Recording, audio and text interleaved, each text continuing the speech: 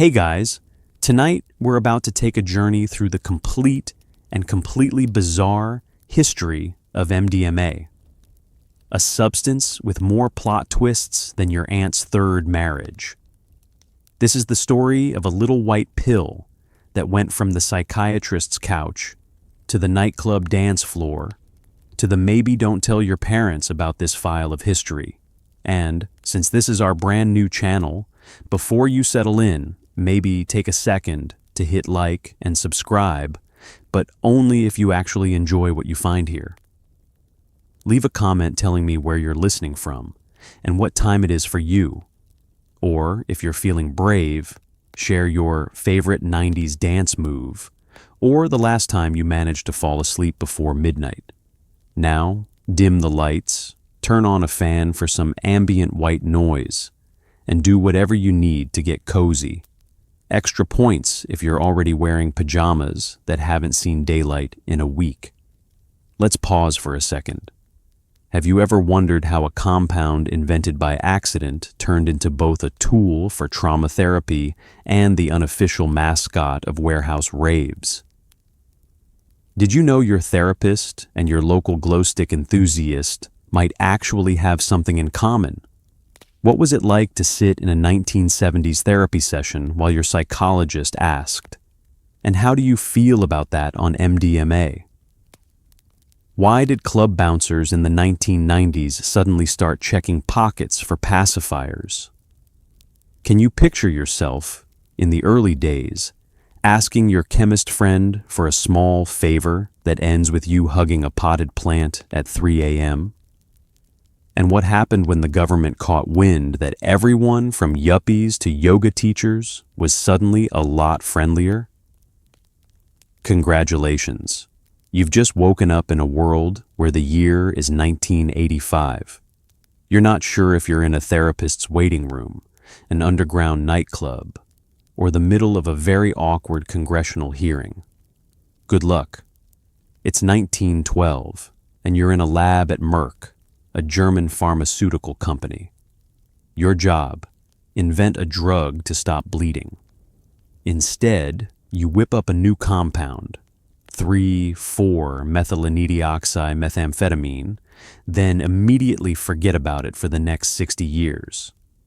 Sometimes, history's most interesting parties start when nobody reads the instructions. Let's set the scene. You're not wearing a white lab coat because this is pre-lab coat chic. You're in a rumpled shirt, maybe some suspiciously stained trousers, and the only safety goggles are your squinting eyes and robust sense of denial. Your laboratory is equal parts chemical dreamscape and accidental fire hazard. Bottles clink, powders puff, and every glass beaker has at least a 50% chance of containing something that will stain your hands, your reputation, or both. Your boss wants a blood-stopping agent, a miracle compound. Ideally, something that doesn't explode, catch fire, or make you sprout a third eyebrow. So you get to work mixing mysterious powders, dissolving things in even more mysterious liquids, and occasionally wondering if maybe a safer career would be guy who makes bratwurst. Your instructions are clear. Synthesize something with clotting properties. Your interpretation of those instructions is, generously, let's just see what happens if we add a methylenedioxy group and see if it gets weird, and it gets weird fast. After a long day of careful pipetting and less careful daydreaming, you have a beaker full of a fresh, unnamed substance, 3,4-methylenedioxymethamphetamine. It's colorless, slightly crystalline, and if you sniff too close, you might discover time travel via sinus irritation. The lab notebook entry reads something like, Compound 416, no observable blood clotting, move to shelf. Consider feeding to lab rats if lab rats survive smell. But here's the thing about early 20th century chemistry. Nobody is quite sure what anything actually does. Your failed anti-bleeding agent is quickly forgotten among the sea of other might-be poisons. After all, it doesn't clot blood, it doesn't dissolve your bench, and it didn't instantly make you rich. 3 strikes, and it's out.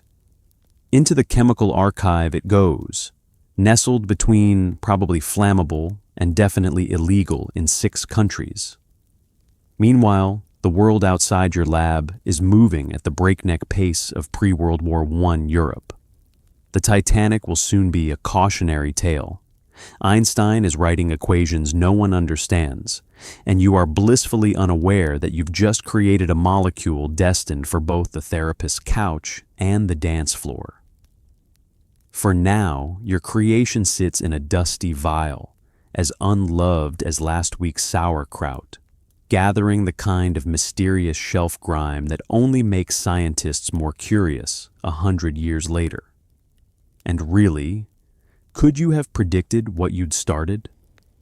One day, this compound will be famous, not for clotting blood, but for inspiring awkward conversations at family dinners, glow-stick choreography, and more than a few government memos with the phrase deep concern.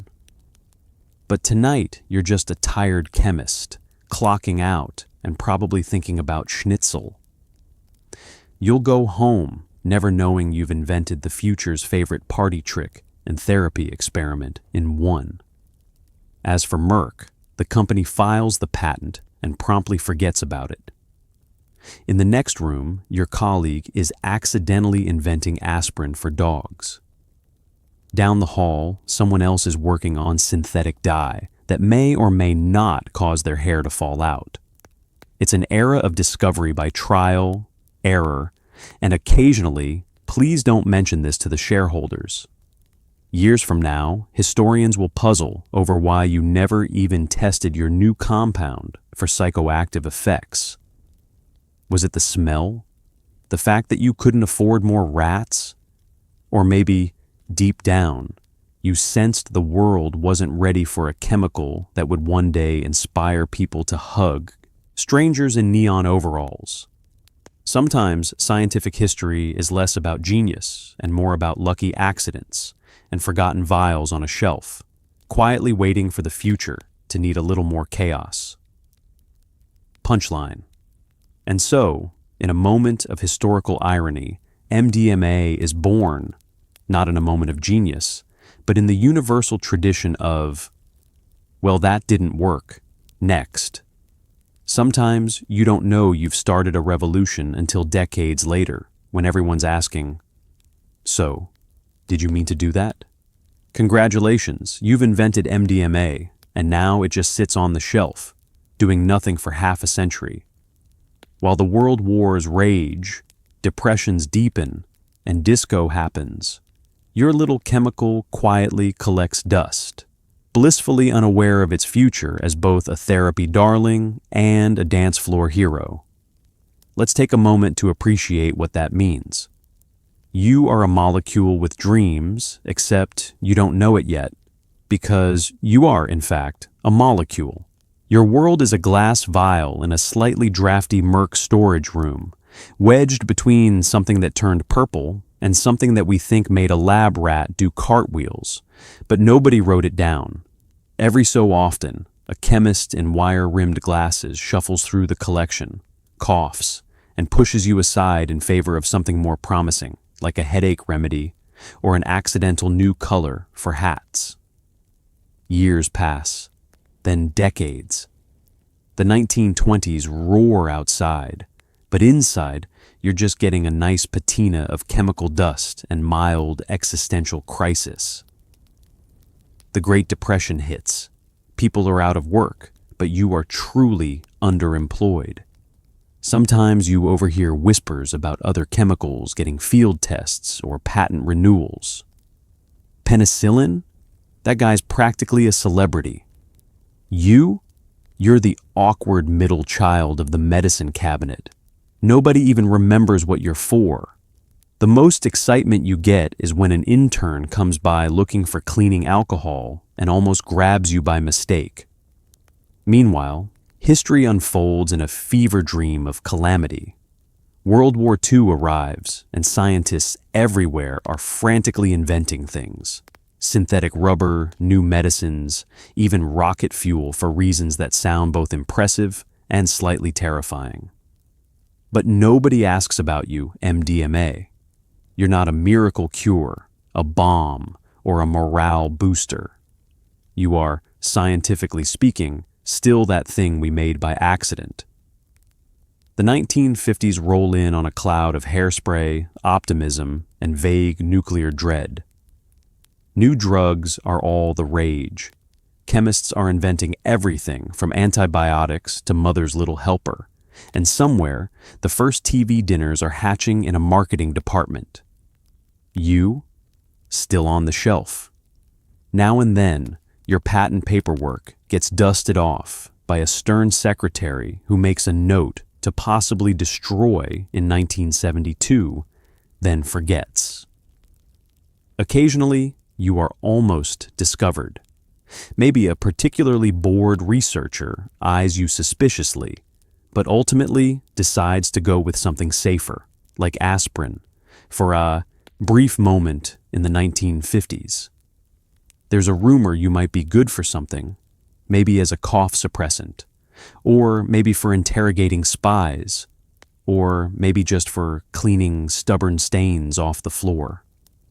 But alas, even the spies pass you by, preferring sodium pentothal and a strong pot of coffee.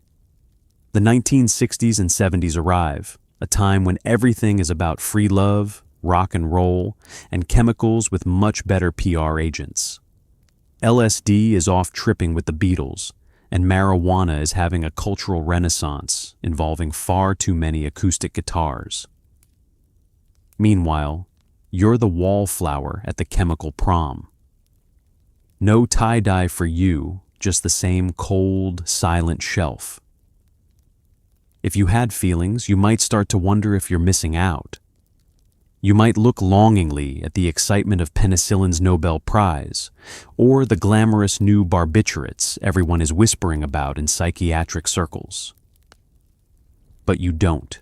You sit, perfectly inert, in your glass cocoon, surviving world wars, economic disasters, fashion crimes, and the invention of spray cheese. It's not all bad.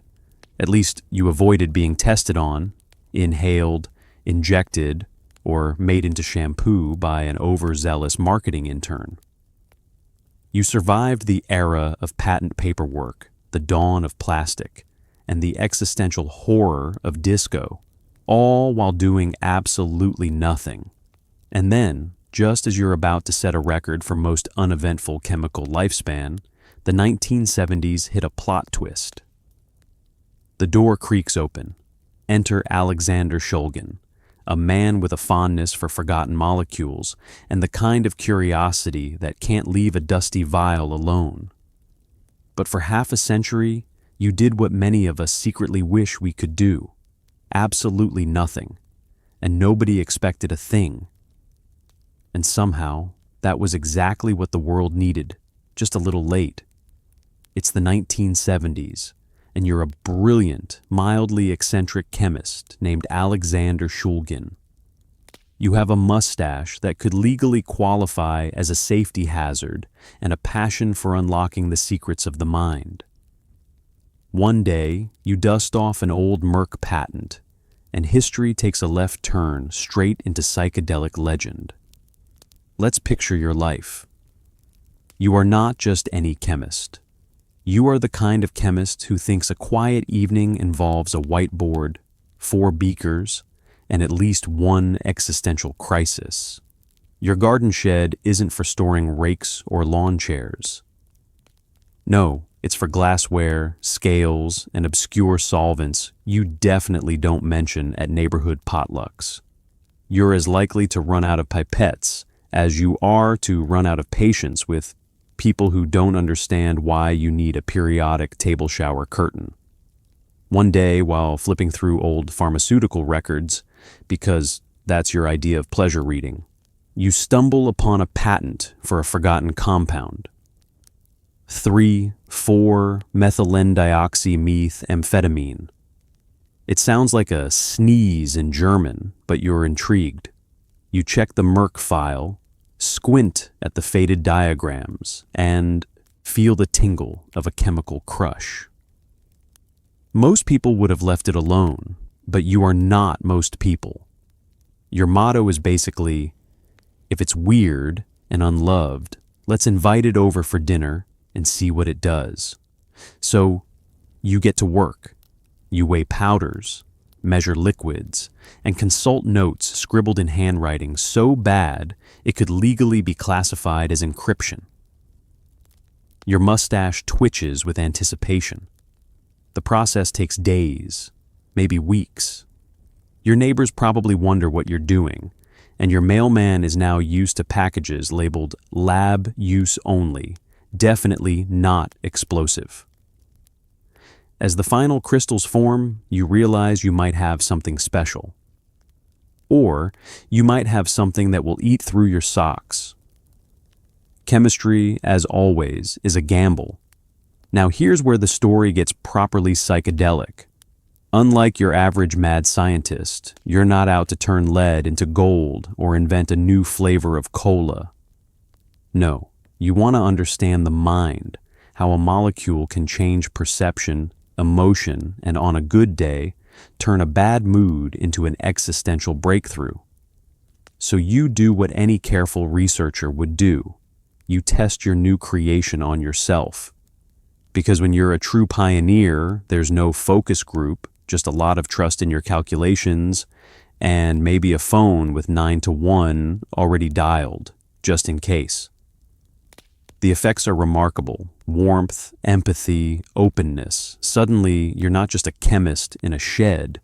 You are the human equivalent of a really good group hug. You feel connected, honest, and, for lack of a better word, a little bit magical. If you'd had a therapist in the room, you probably would have ended up braiding their hair and telling them all your secrets. The possibilities feel endless, and you immediately start taking notes for your famous Shulgin Index, a catalog of compounds and their effects on human consciousness. Forget Yelp reviews, you're out here reviewing reality itself. But you're not selfish. You introduce the molecule to a small, secret circle of friends, therapists, and fellow explorers of the mind. You call it window, a substance that opens people up to their deepest feelings and warmest thoughts, without making them see pink elephants or believe the carpet is breathing. Therapists love it. Their patients are suddenly chatty, affectionate, and willing to work through a decade of childhood issues in one afternoon. Word spreads, but not too far. In the pre-internet era, you can still be low-key about synthesizing a consciousness-expanding compound in your garden shed. There are no YouTube tutorials or viral TikToks, just quiet phone calls and whispered recommendations. Everyone knows, if you want to see the light, ask Sasha Shulgin. You're a legend in underground therapy circles, the psychedelic professor, the molecular matchmaker for the emotionally constipated. Of course, as history will soon reveal, not everyone appreciates surprise empathy in pill form. But for now, you've reignited the story of MDMA, not with a government memo, but with a little curiosity, a big mustache, and a lot of scientific nerve. Punchline: you didn't just rediscover a molecule, you accidentally invented the world's most effective way to make therapy sessions both profound and slightly awkward. Sometimes all it takes to change history is a curious chemist, an old patent, and a willingness to be your own guinea pig. You're lying on a shag carpet in a therapist's office, and your psychologist hands you a small white pill with the casualness of someone offering a tic-tac. Suddenly, therapy isn't just talking about your childhood, it's feeling it, loving it, and possibly wanting to hug your therapist and the fern in the corner. Let's set the mood. It's the late 1970s.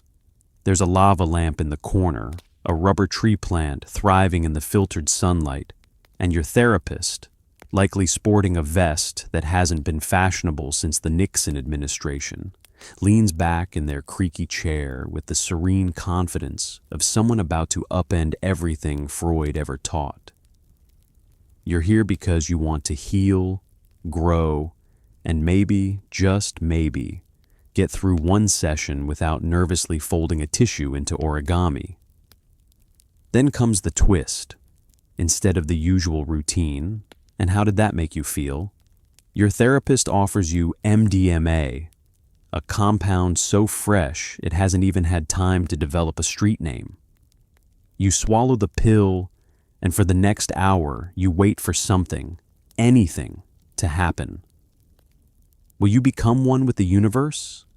Will you cry about that time in 4th grade when Bobby Jenkins stole your lunch? Or will you just get really, really into the wallpaper? The effects start subtle. At first, you wonder if anything is happening at all. Then you realize your toes are warm, your thoughts are soft, and you actually like your therapist's collection of inspirational cat posters. You feel, well, good. Not dancing in a rainstorm good, but my anxiety took the afternoon off good. Your defenses, those emotional walls you've built with the patience of a medieval stonemason, start to crumble. Suddenly, it's not just safe to talk about the big stuff. It feels necessary. You want to share. You want to connect. You even want to forgive yourself for that embarrassing karaoke incident at your cousin's wedding. Your therapist, meanwhile, is trained for this. They ask questions gently, softly, like they're holding a newborn chick or a particularly fragile secret. Instead of dredging up pain, they coax out memories like a gardener tending spring shoots. The ordinary awkwardness of therapy, the fidgeting, the circling around hard topics, the feeling that you're being judged for your preference for mint ice cream, just fades away. MDMA turns the volume down on your inner critic and up on your sense of acceptance. For many people, these first sessions are revelatory. Decades of trauma, shame, or simply the inability to say, "I feel sad," without cringing, are washed over by a gentle wave of empathy. MDMA's secret isn't that it makes you high in the party sense. It just lets you feel safe and connected, as if the universe decided you deserved a break and sent you an emotional weighted blanket. The breakthroughs come fast and gentle.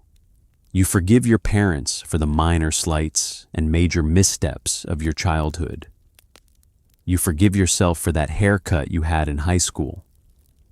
You realize with deep, philosophical certainty that everyone is just doing their best, including you.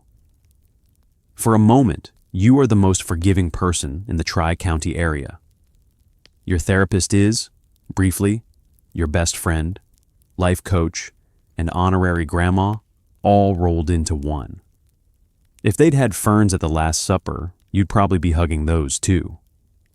Meanwhile, word spreads through the small, tight-lipped network of psychedelic therapists, like a rumor about free snacks at a faculty meeting. MDMA is quiet, gentle, and, so far, free of the visual circus that comes with other mind-bending compounds. Sessions stay grounded. People don't decide they're a cosmic dolphin or try to paint their feelings on the office wall. Instead, they talk. And for many, it's the first time they really talk. The barriers are down, the fears are on pause, and the inner narrator has been replaced by someone who just really wants to heal. Punchline. In these early years, MDMA therapy is less about tripping and more about finally finding the courage to say, "You know what? I think I'm okay." Who knew that the next great revolution in mental health would start with a pill, a shag carpet, and a group hug, possibly including the plant life? Before MDMA becomes a club favorite, It's passed quietly between therapists, spiritual seekers, and the kind of people who believe deep connection should be mandatory on Mondays. No one's exactly following the rules, but everyone's convinced this is the dawn of a new, friendlier humanity. Spoiler: the government isn't a fan. Let's dim the lights and descend into the soft, shag-carpeted world of the late 1970s and early 80s, an era when the most exciting thing on a therapist's bookshelf might be a dog-eared copy of Be Here Now, and a Rolodex packed with the phone numbers of people who understand. You're not in the mainstream anymore. You're in the therapist underground, a secret, cozy network fueled by curiosity, hope, and a mild disregard for federal regulations. Picture yourself at a low-key gathering. There's no pulsing techno, no glow sticks, just a circle of earnest people in sweaters that smell faintly of patchouli and ambition. Someone passes around a small bottle of white tablets. "It's called Adam," whispers the therapist next to you, because calling it MDMA just sounds too much like something you'd clean your bathtub with. Adam sounds biblical, pure, and possibly like he does improv on the weekends. You're in good company, psychologists who are tired of listening to the same traumas hit the same emotional wall, spiritual seekers who've tried everything from meditation to interpretive dance, and a scattering of couples desperate for one moment of actual honesty. Everyone's here for the same reason. They want to feel something real, something deeper than what fits in a self-help book or a silent retreat. MDMA is the new hope, slipped quietly between friends, colleagues, and the occasional very open-minded priest. Therapy sessions take on a new energy. Instead of tense silences and awkward coughs, there's warmth, vulnerability, and the occasional admission that, yes, your dad's bowling league probably did leave you with abandonment issues. Therapists become underground DJs, spinning the latest in emotional breakthroughs. Nobody's advertising, nobody's charging at the door, but the invitation-only MDMA sessions start to pop up in living rooms from San Francisco to Zurich. The underground is very literal. Some sessions take place in actual basements, disguised as group meditation or jazz appreciation nights. Sometimes the neighbors are told it's guided breath work. Sometimes they're just told nothing, because honestly, who would believe it? The idea that a molecule could make people so open, so honest, and so nice feels revolutionary. For once, therapy is less about rehashing what's wrong and more about discovering what could go right. But it's not all incense and enlightenment. This is the late 20th century, which means the specter of legal trouble looms larger than the office ficus. Therapists exchange tips on safe storage, coded language, do you have any of the vitamin, and how to explain to nosy acquaintances that no, the emotional breakthroughs are not from essential oils. Everyone is on edge, waiting for the other shoe or government agent to drop. Because even as word spreads, so does concern. Some therapists keep detailed notes, others keep nothing at all, fearing subpoenas or awkward conversations with the DEA. It's a community built on trust, whispered warnings, and a mutual agreement that, if questioned, everyone just wanted to try a new meditation technique. If you're caught, the best you can hope for is a very confused prosecutor and a slightly less confused therapist. Outside, the world is changing. The war on drugs is picking up steam, and somewhere, an official with a very large mustache is getting ready to stamp illegal on anything fun. But inside these softly lit rooms, hope is stubborn. Maybe this time, the revolution really will be kind. Maybe the next chapter of humanity is a little more honest, a little more empathetic, and a lot better at group hugs. Punchline: underground therapy with MDMA wasn't about breaking the law. It was about breaking emotional barriers, preferably before the feds broke down the door. You can't make this up.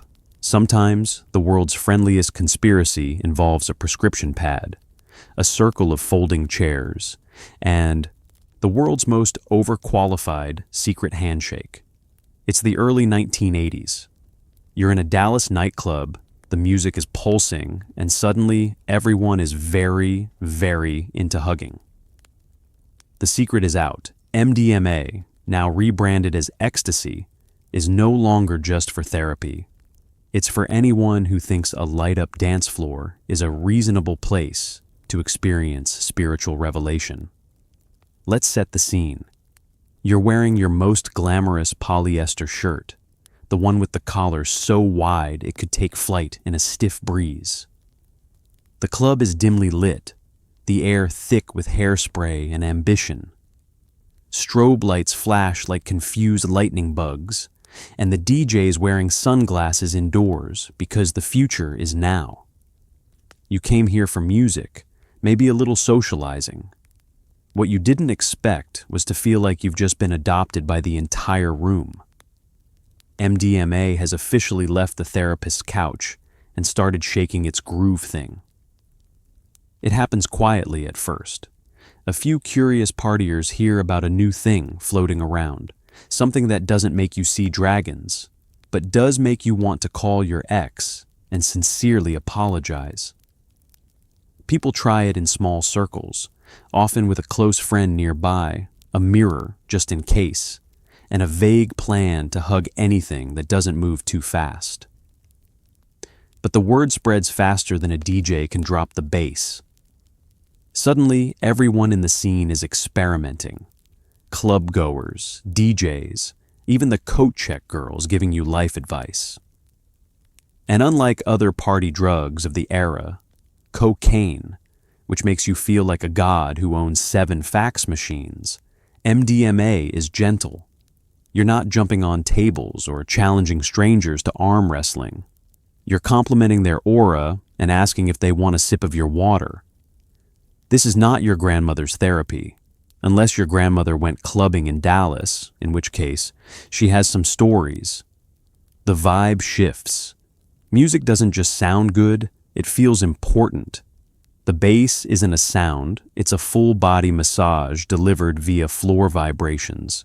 You're surrounded by strangers, yet no one feels unfamiliar.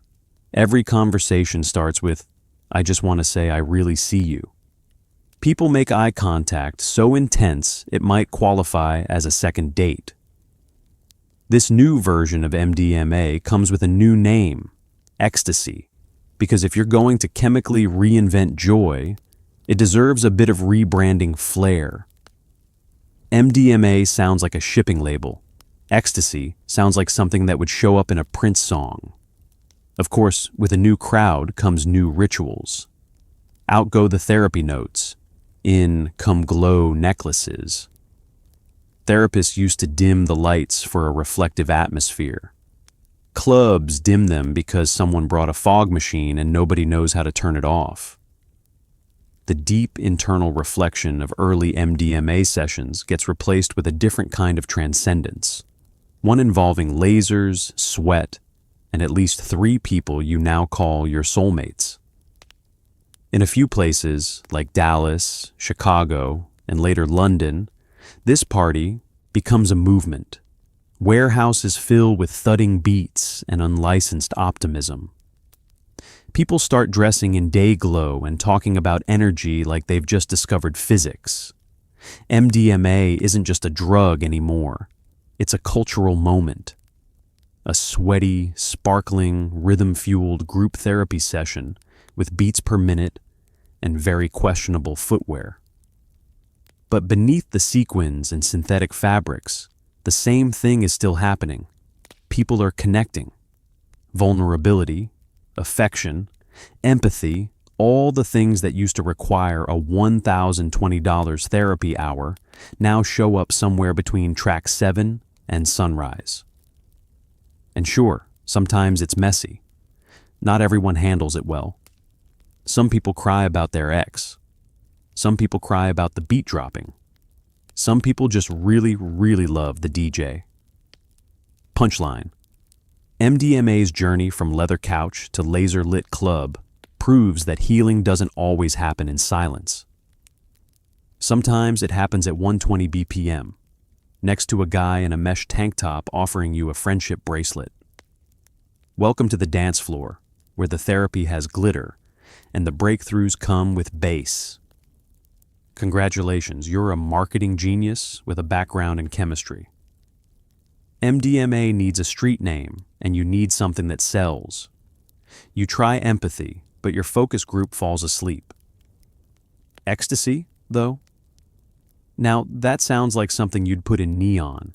You're in Los Angeles, early 1980s, and someone just handed you a tiny white tablet that made you tell your roommate you loved them for the third time that night. The drug is warm, gentle, and genuinely therapeutic, but 3,4-methylenedioxymethamphetamine doesn't exactly roll off the tongue. It sounds like something you'd get fined for mispronouncing during a spelling bee. It's a name best suited for lab rats and people who think spreadsheets are a personality trait. Enter the age-old human instinct.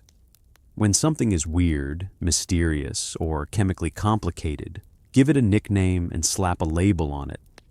If Coca-Cola can market carbonated syrup as happiness, you can definitely brand MDMA as something cooler than that compound that makes you cry and dance at the same time. At first, there are attempts to keep the name sincere. Empathy is floated in the underground scene. And yes, it's accurate. But it also sounds like the title of a high school health class video or an off-brand essential oil. Want to try some empathy? Doesn't exactly have the same edge when whispered in a club bathroom next to a broken paper towel dispenser. You need something that sells, something with sizzle, something that feels like a one-word manifesto. And that's when you land on it. Ecstasy. One word, no syllables wasted. Just pure, capital E drama. It doesn't just hint at a feeling, it promises one. It sounds like a fragrance, a nightclub, a dangerous affair with someone who owns too many scarves.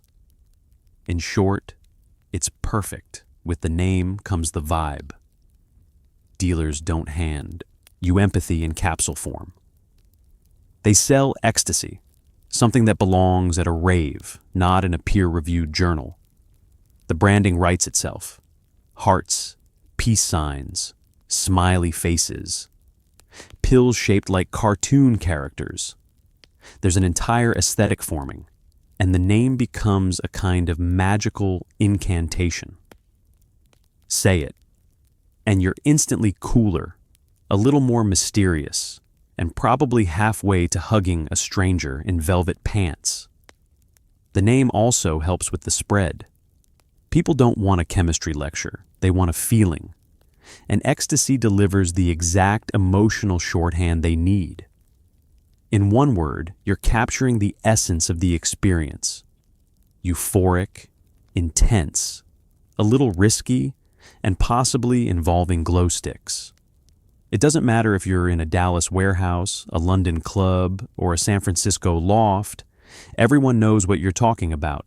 It's not just a drug.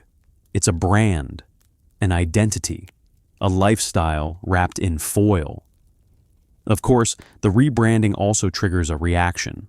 Once you name something that exciting, people notice. And not just the cool people.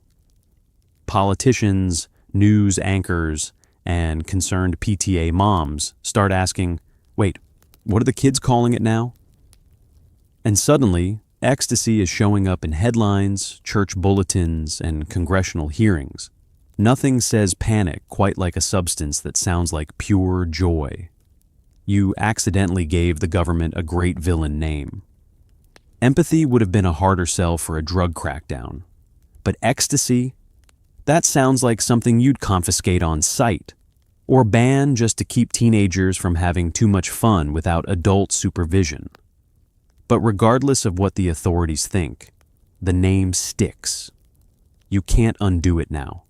It's on flyers, whispered in back rooms, and printed on pills shaped like dolphins.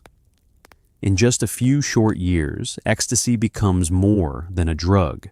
It becomes a cultural signal, a password for a night you may or may not remember, but will definitely talk about for years.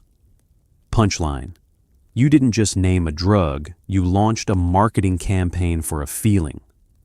And while ecstasy may sound a bit dramatic for what's essentially pharmaceutical affection, it's still a better choice than mildly overwhelming warmth with mild jaw clenching. Rolls off the tongue, doesn't it? It's 1988. You find yourself in a half-abandoned warehouse, surrounded by people with dilated pupils, enormous pants, and a deep love for repetitive beats. This is rave culture, and you are unreasonably excited about both lasers and the communal joy of dancing until sunrise. Welcome to the rave, where everything is too loud, too bright, and somehow exactly what your soul needed. You've got your wide-legged UFO pants that could comfortably house a family of raccoons, your mesh shirt that breathes as hard as you do, and your fanny pack full of mints, Vicks VapoRub, and a water bottle that may or may not be your new emotional support item. You didn't plan to be here, but now that the bass is rattling your spine and everyone's making prolonged eye contact, like it's a trust exercise, you're not leaving. The warehouse is technically abandoned, or creatively repurposed, depending on who's asking. It used to store tires, or bricks, or probably asbestos. Now it holds 1,800 blissed-out humans, all pulsing to the same beat, like some sort of futuristic cult, where the only beliefs are peace, love, unity, respect, and gently chewing the inside of your cheek. The DJ is your temporary deity, a silhouette behind a turntable altar, conjuring house, techno, jungle, genres that sound like they were named during a sprint through a zoo. The music doesn't build to a chorus. It loops and mutates, like your emotions at 3:47 a.m. One moment you're euphoric, the next you're weeping because someone handed you a glow stick and told you, "You're light, bro. You are light." And that glow stick? It is your wand, your lighthouse, your makeshift therapy lamp. Ravers twirl them with such conviction you'd think they were conducting an orchestra of cosmic forgiveness. You see patterns in the lights. You understand color on an emotional level. You are, at this point, 90% serotonin and 10% awe. This is not a casual social event. This is a mission. People here didn't just show up. They prepared. There were flyers. Actual physical flyers. None of this Facebook event nonsense. You got handed a neon sheet of paper at a skate shop with a phone number. You dialed the number from a landline, listened to a cryptic message in a robotic voice, and drove to an intersection in the middle of nowhere. Someone with a whistle and suspiciously good cheekbones directed you from there. Once inside, you immediately became part of a tribe. No questions asked, no dress code, no cliques, just hugs, candy bracelets, and affirmations from strangers named things like DJ Enlightenment or Crystal Steve. There's no VIP section here. The guy who brought the speakers and the girl with a hula hoop are on the same level. You're all family now, probably forever. MDMA is the unofficial mayor of the rave. It's not about getting wasted. It's about feeling, deep, raw, sometimes slightly sticky emotion. You love the music, the strangers, the ceiling pipes. You might love that one vending machine that miraculously still works. Everyone is on the same chemical wavelength, communicating with looks, gestures, and the occasional shouted, "This song is changing my life." And somehow, amidst the chaos, it's safe. People look out for each other. Someone hands you water like it's a sacred offering. Another person fans you with a flyer and tells you your aura looks crispy, but healing. There's a medic booth. There's a cuddle puddle. There's a guy giving free massages with hands that feel like forgiveness. And when the sun starts to rise through the cracked warehouse windows, you don't feel tired, you feel baptized. Your shoes are gone. Your shirt is damp. Your soul is gently buzzing. You've danced your way into some kind of existential clarity. Or maybe you just need breakfast. Punchline. Raves weren't just parties. They were emotional boot camps with bass. Where therapy had glow sticks, your doctor wore fishnets, and if you made it till dawn, you didn't just survive the night you leveled up. You notice everyone at the party is chewing on pacifiers, guzzling water, and trading plastic bead bracelets like currency. Why? Because MDMA is a party drug with side effects, dry mouth, jaw clenching, and the overwhelming urge to say, "I love you" to a total stranger in a Pikachu onesie. Let's break it down. You're at a rave, freshly rolled, and everything feels like it's vibrating with gentle cosmic intent. The music is pulsing, the lights are dancing, and your jaw is starting to behave like it's training for a boxing match. You're clenching, grinding, and doing weird things with your mouth that would concern your dentist and fascinate a behavioral scientist. Enter the pacifier. Yes, that kind of pacifier. Neon-colored, plastic, designed for infants, but now co-opted by grown adults who just spent 30 minutes talking to a lava lamp. It's functional fashion, a rave status symbol, an anti-anxiety chew toy, and on MDMA it makes sense, because the alternative is gnawing on your own molars until you sound like a fax machine. But pacifiers aren't the only essential accessory in this serotonin safari. Next up, water bottles. Glorious, life-saving, warm from your fanny pack water bottles. When you're on MDMA, hydration isn't a hobby. It's a spiritual discipline. The drug raises your body temperature and makes your brain forget what moderation means. Water becomes the most delicious thing you've ever tasted. You sip it like it contains ancient wisdom. You cradle it like a newborn. And when someone offers you a drink, you don't say thank you. You weep. Some raves even had designated water angels, volunteers roaming the dance floor with backpacks full of H2O, misting people like overworked ferns in a greenhouse. Because nothing says communal euphoria like locking eyes with a sweaty stranger who sprays you in the face and whispers, "You looked dehydrated, brother." And then there's the candy. If you're wondering why everyone's arms look like they mugged a kindergarten craft table, it's because candy, those colorful plastic bead bracelets, are the rave scene's official form of communication. Think of them as psychedelic friendship currency. Each bracelet is handmade, unique, and often decorated with names, symbols, or cryptic phrases like "pleur for," "life," or "hug me, I'm crying." But candy isn't just bling, it comes with ritual. There's a whole handshake for it. The pleur handshake. Peace, love, unity, respect.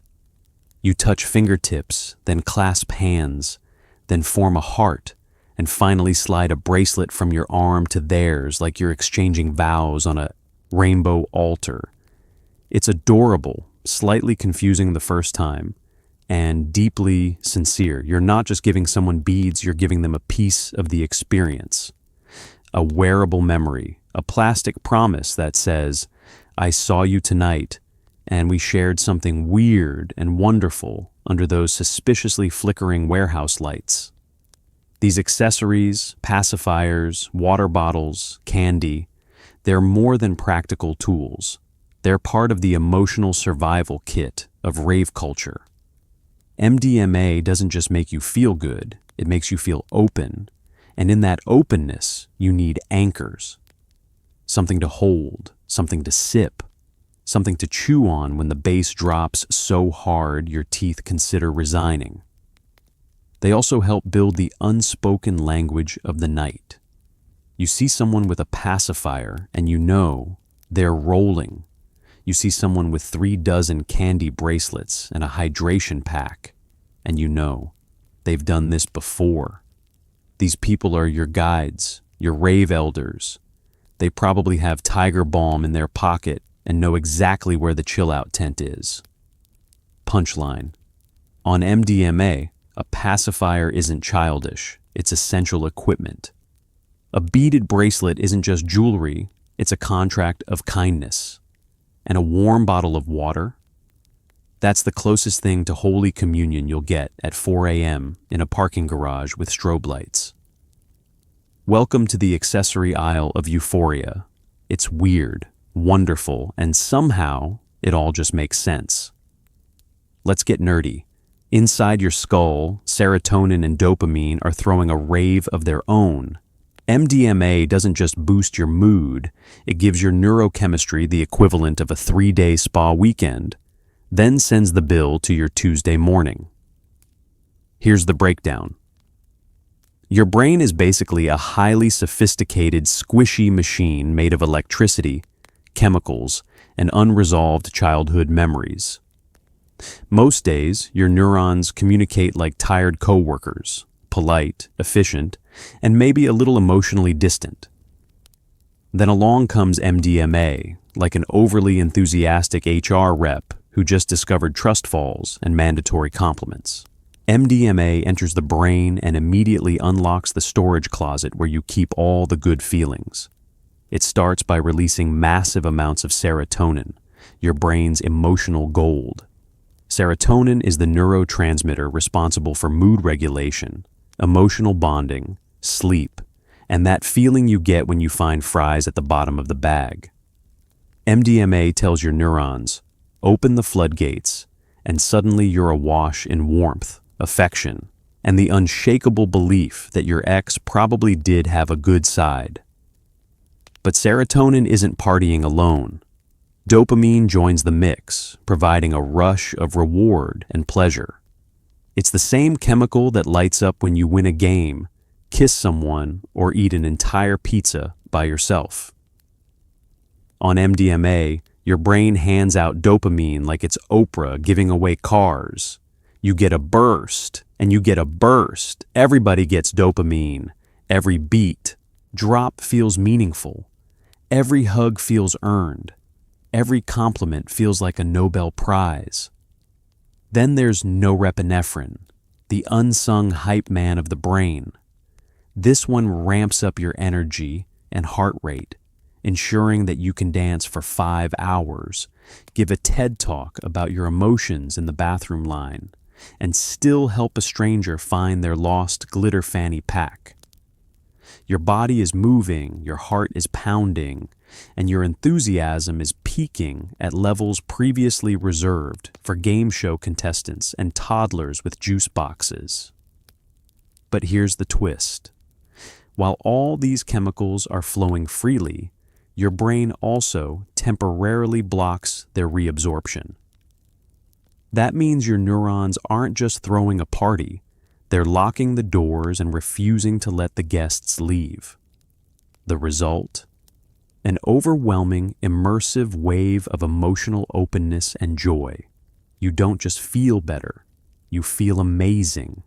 You love your friends, you love the music, you love the structural integrity of the ceiling beams. You are, chemically speaking, at peace with the universe. Of course, there's a price. Because once the flood ends, your brain realizes it's basically emptied the tank. Over the next day or two, serotonin levels crash. That Tuesday morning come-down hits, and suddenly, the inspirational mural in your living room looks more like a mistake. You feel tired, maybe a little foggy, and mildly betrayed by your own biology. It's like emotional jet lag. You remember how wonderful you felt, but now even cereal feels like an emotional commitment. And yet, people keep going back. Why? Because for many, that few-hour experience of clarity, empathy, and joy is worth the temporary dip. MDMA offers a glimpse into what emotional balance could feel like if your brain wasn't constantly distracted by email notifications and existential dread. It's not just about getting high, it's about feeling connected to yourself, to others, to the DJ, the ceiling lights, the stranger who complimented your emotional energy. Scientists, of course, love this stuff. They're studying MDMA's effects on trauma, depression, and social anxiety. Turns out, a drug that makes people want to talk honestly, cry safely, and hug responsibly might be kind of useful. Especially in a world where vulnerability often feels like a foreign language. Punchline: MDMA doesn't just mess with your brain, it throws it a surprise birthday party, complete with serotonin confetti and a dopamine DJ. Just remember, even the best parties have a cleanup crew. So hydrate, rest up, and maybe don't make any big life decisions while your brain is still on vacation. Not everyone is hugging it out. Headlines shriek, parents panic, and suddenly every news anchor is warning about holes in your brain. The science is complicated. The hype is even more so. It's a battle between researchers, ravers, and very concerned lawmakers. Let's start with the vibe shift. 1 minute, MDMA is the secret sauce of rave culture and underground therapy, the molecular fairy godmother of open communication and dance floor euphoria.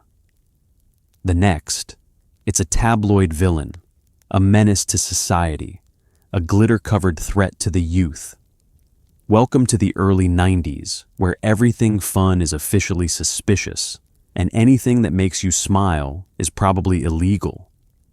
Parents are panicking. Politicians are posturing.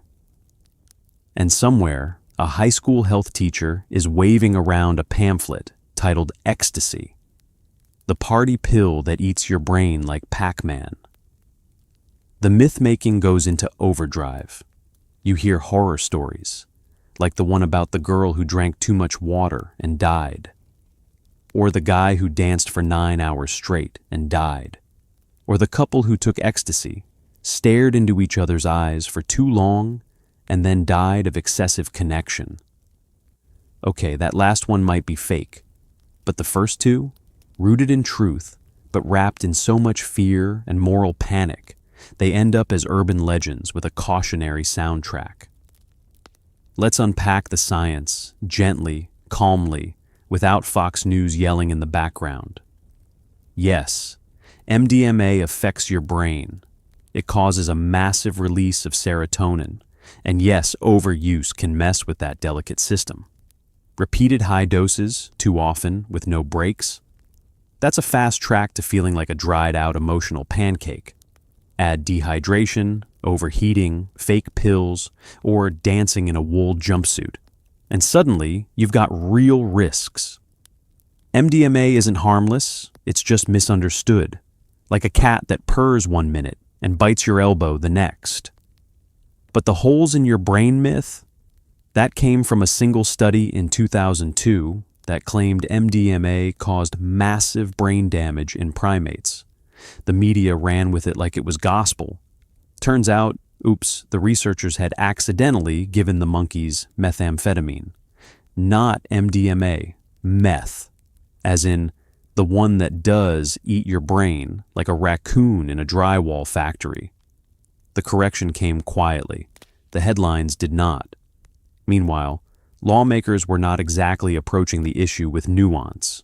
In 1985, the DEA declared MDMA a schedulized substance, meaning no medical use and high potential for abuse. Therapists, out of luck. Researchers, stuck in bureaucratic limbo. Ravers, suddenly criminals for hugging too enthusiastically. And just like that, MDMA became part of the broader war on drugs, which, if we're being honest, was less a war and more of a chaotic moral crusade with wildly inconsistent logic. Marijuana was a gateway drug. Ravers were dangerous. And if you so much as smiled at a dance party, someone assumed you were on the verge of chewing your own face off. Of course, the crackdown didn't stop people. It just made everything riskier. Pills got cut with mystery ingredients. Testing became scarce. Harm reduction went out the window in favor of just say no posters featuring melting cartoon brains, because nothing says effective public health policy like demonizing people for wanting to feel love in a warehouse. But even in the middle of the panic, quiet resistance brewed. Scientists kept pushing for research. Harm reduction advocates handed out water, not judgment. And somewhere, a therapist still whispered, "This could have been helpful if they'd let us keep it." Punchline: MDMA didn't become dangerous because of chemistry.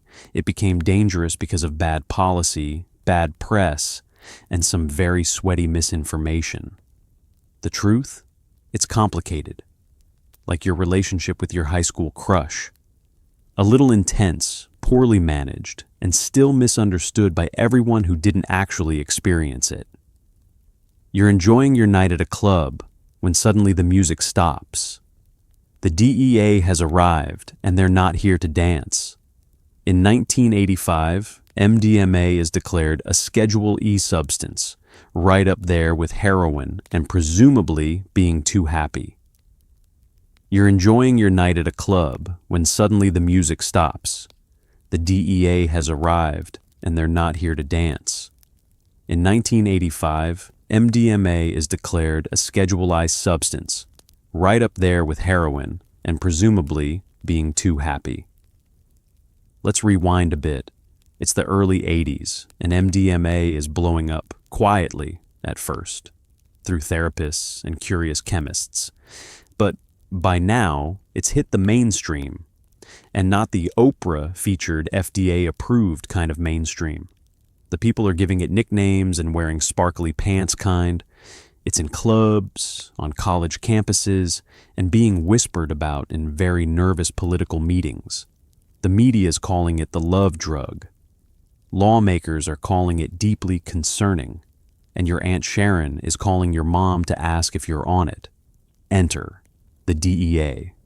The Drug Enforcement Administration isn't exactly known for its party vibes. Their mission: stop drug use.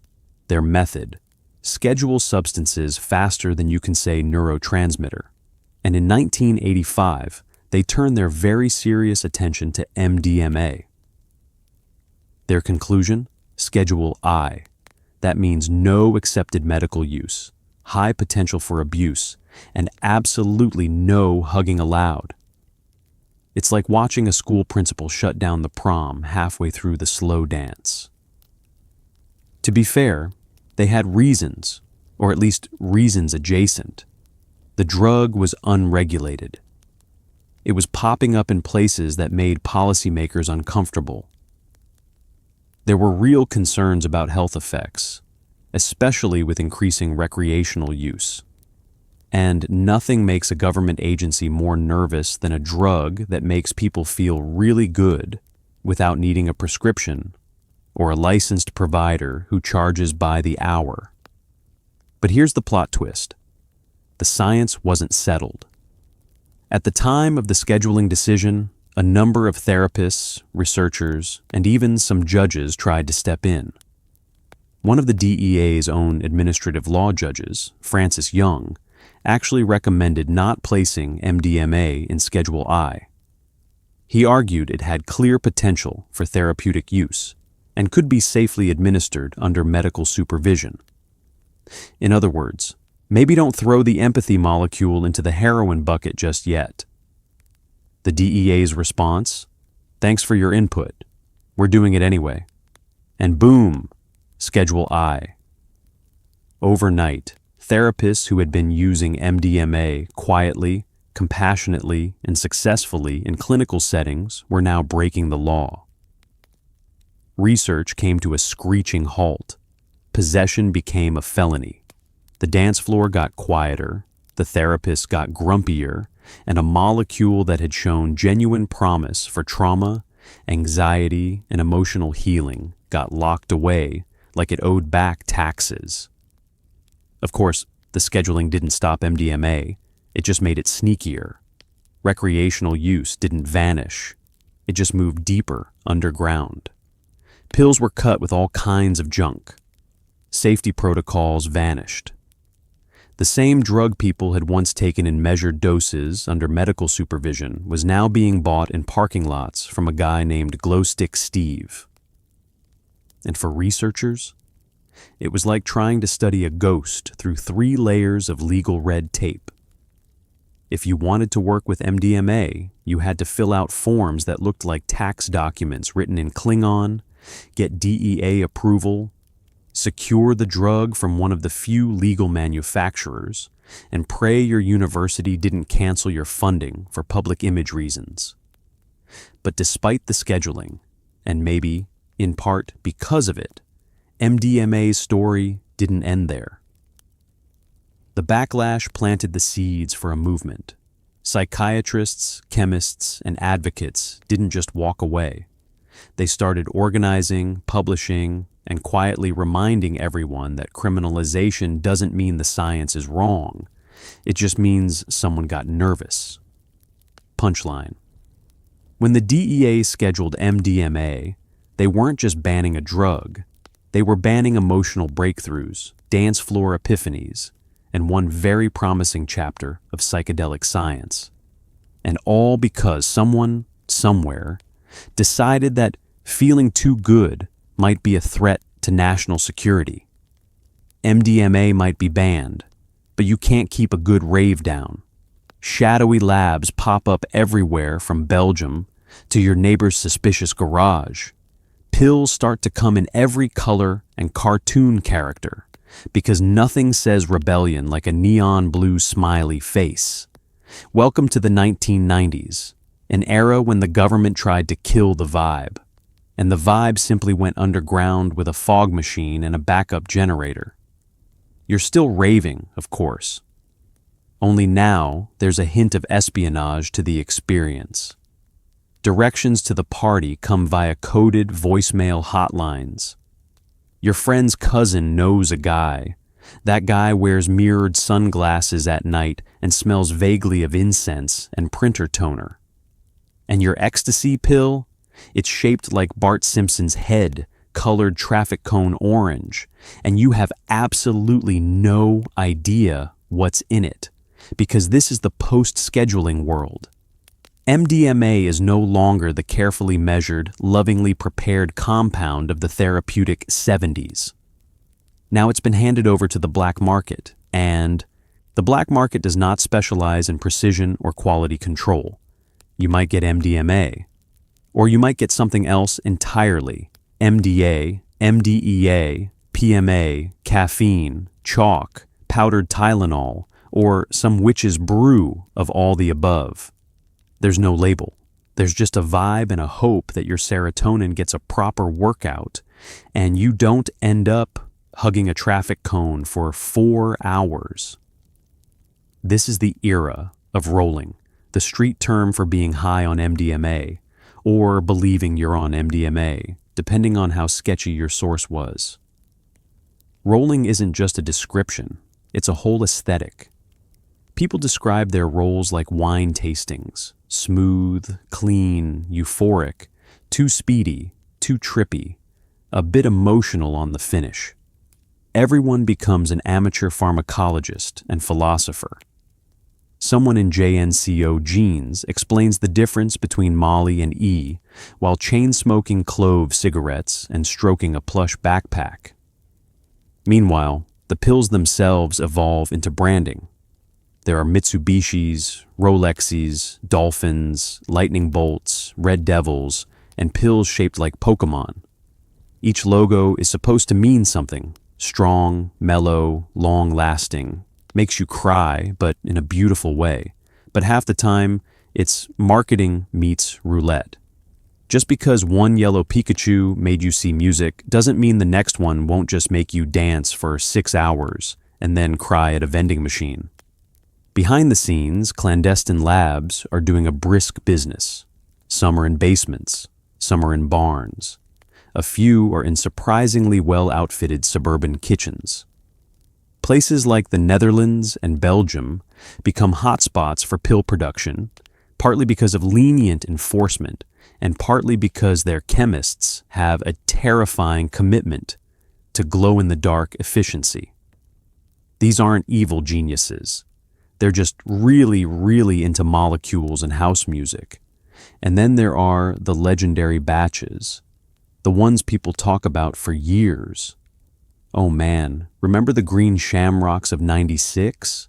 Someone whispers reverently at a party. That was the real stuff. These are like the Bordeaux of the rave scene, rare, rumored, and remembered with misty-eyed affection by people in cargo pants who still have their candy bracelets from that night. But even as the pills get fancier, the risks grow.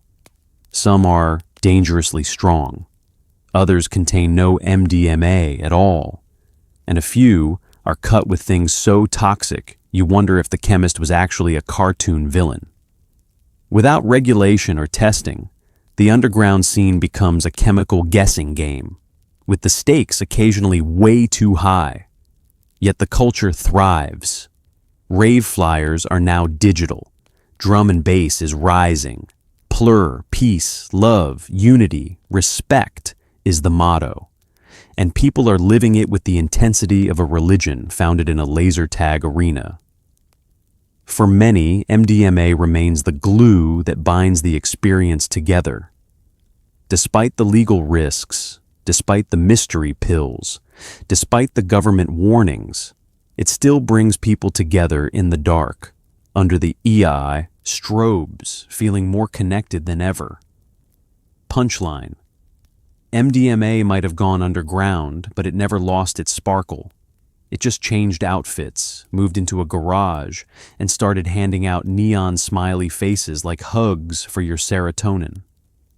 Turns out, you can schedule a substance, but you can't outlaw euphoria. It's the era of just say no. Police officers visit your school to warn you about the dangers of drugs, while MTV plays PSAs in between music videos about, well, drugs. Irony isn't dead. It just doesn't get invited to the assembly.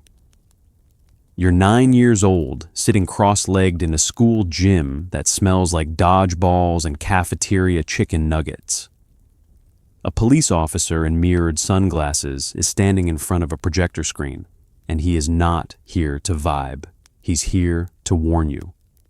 His PowerPoint is titled Drugs, the Silent Killer, and the first slide is a clip art skull with bloodshot eyes. You are now terrified of Tylenol and looking suspiciously at your Flintstones vitamins. Welcome to DARE, Drug Abuse Resistance Education, the brainchild of the 80s that truly hit its stride in the 90s. It was everywhere. School curriculums, billboards, shirts, folders, even branded erasers. Because nothing says resist peer pressure like a cartoon lion named Darren, telling you that marijuana will ruin your GPA and possibly your soul. MDMA, or ecstasy, as the PSAs called it, with a tone of voice usually reserved for describing crime scenes, quickly became public enemy number 3, right behind heroin and anyone who listened to techno. The messaging was clear: take this drug and you will die. Or worse, you'll hug a stranger in public. Maybe dance. Maybe enjoy yourself. It was a moral panic dressed in neon fear. These anti-drug campaigns didn't mess around. One of them showed a girl frantically scrubbing her skin in a shower to represent how MDMA makes you feel unclean. Another warned about holes in your brain, a catchy but completely debunked theory based on a misreported monkey study, which, as we've covered, actually gave the monkeys meth, not MDMA. Oops. The infamous frying pan ad? You remember? This is your brain. This is your brain on drugs. Sizzle. Egg. Terror. A generation of children developed an irrational fear of breakfast. The messaging was simple. Drugs are bad. Don't ask questions. Trust the egg. But behind the smoke machine of fear and scrambled metaphors, a lot of nuance got lost. There was no distinction between meth, LSD, cannabis, and MDMA. They were all lumped into one terrifying blob of doom, destruction, and social collapse. Taking a single pill, the ads warned, could lead to dancing, dehydration, and, worst of all, emotional openness. Meanwhile, MTV would cut from a DARE commercial right into a music video filmed at a rave, complete with glow sticks and people wearing shirts that said, "Hug Dealer." The contradiction wasn't just visible, it was pulsating under blacklight. And kids noticed. Because by the time you hit high school, you knew someone who had tried ecstasy and didn't immediately turn into a brainless hug zombie.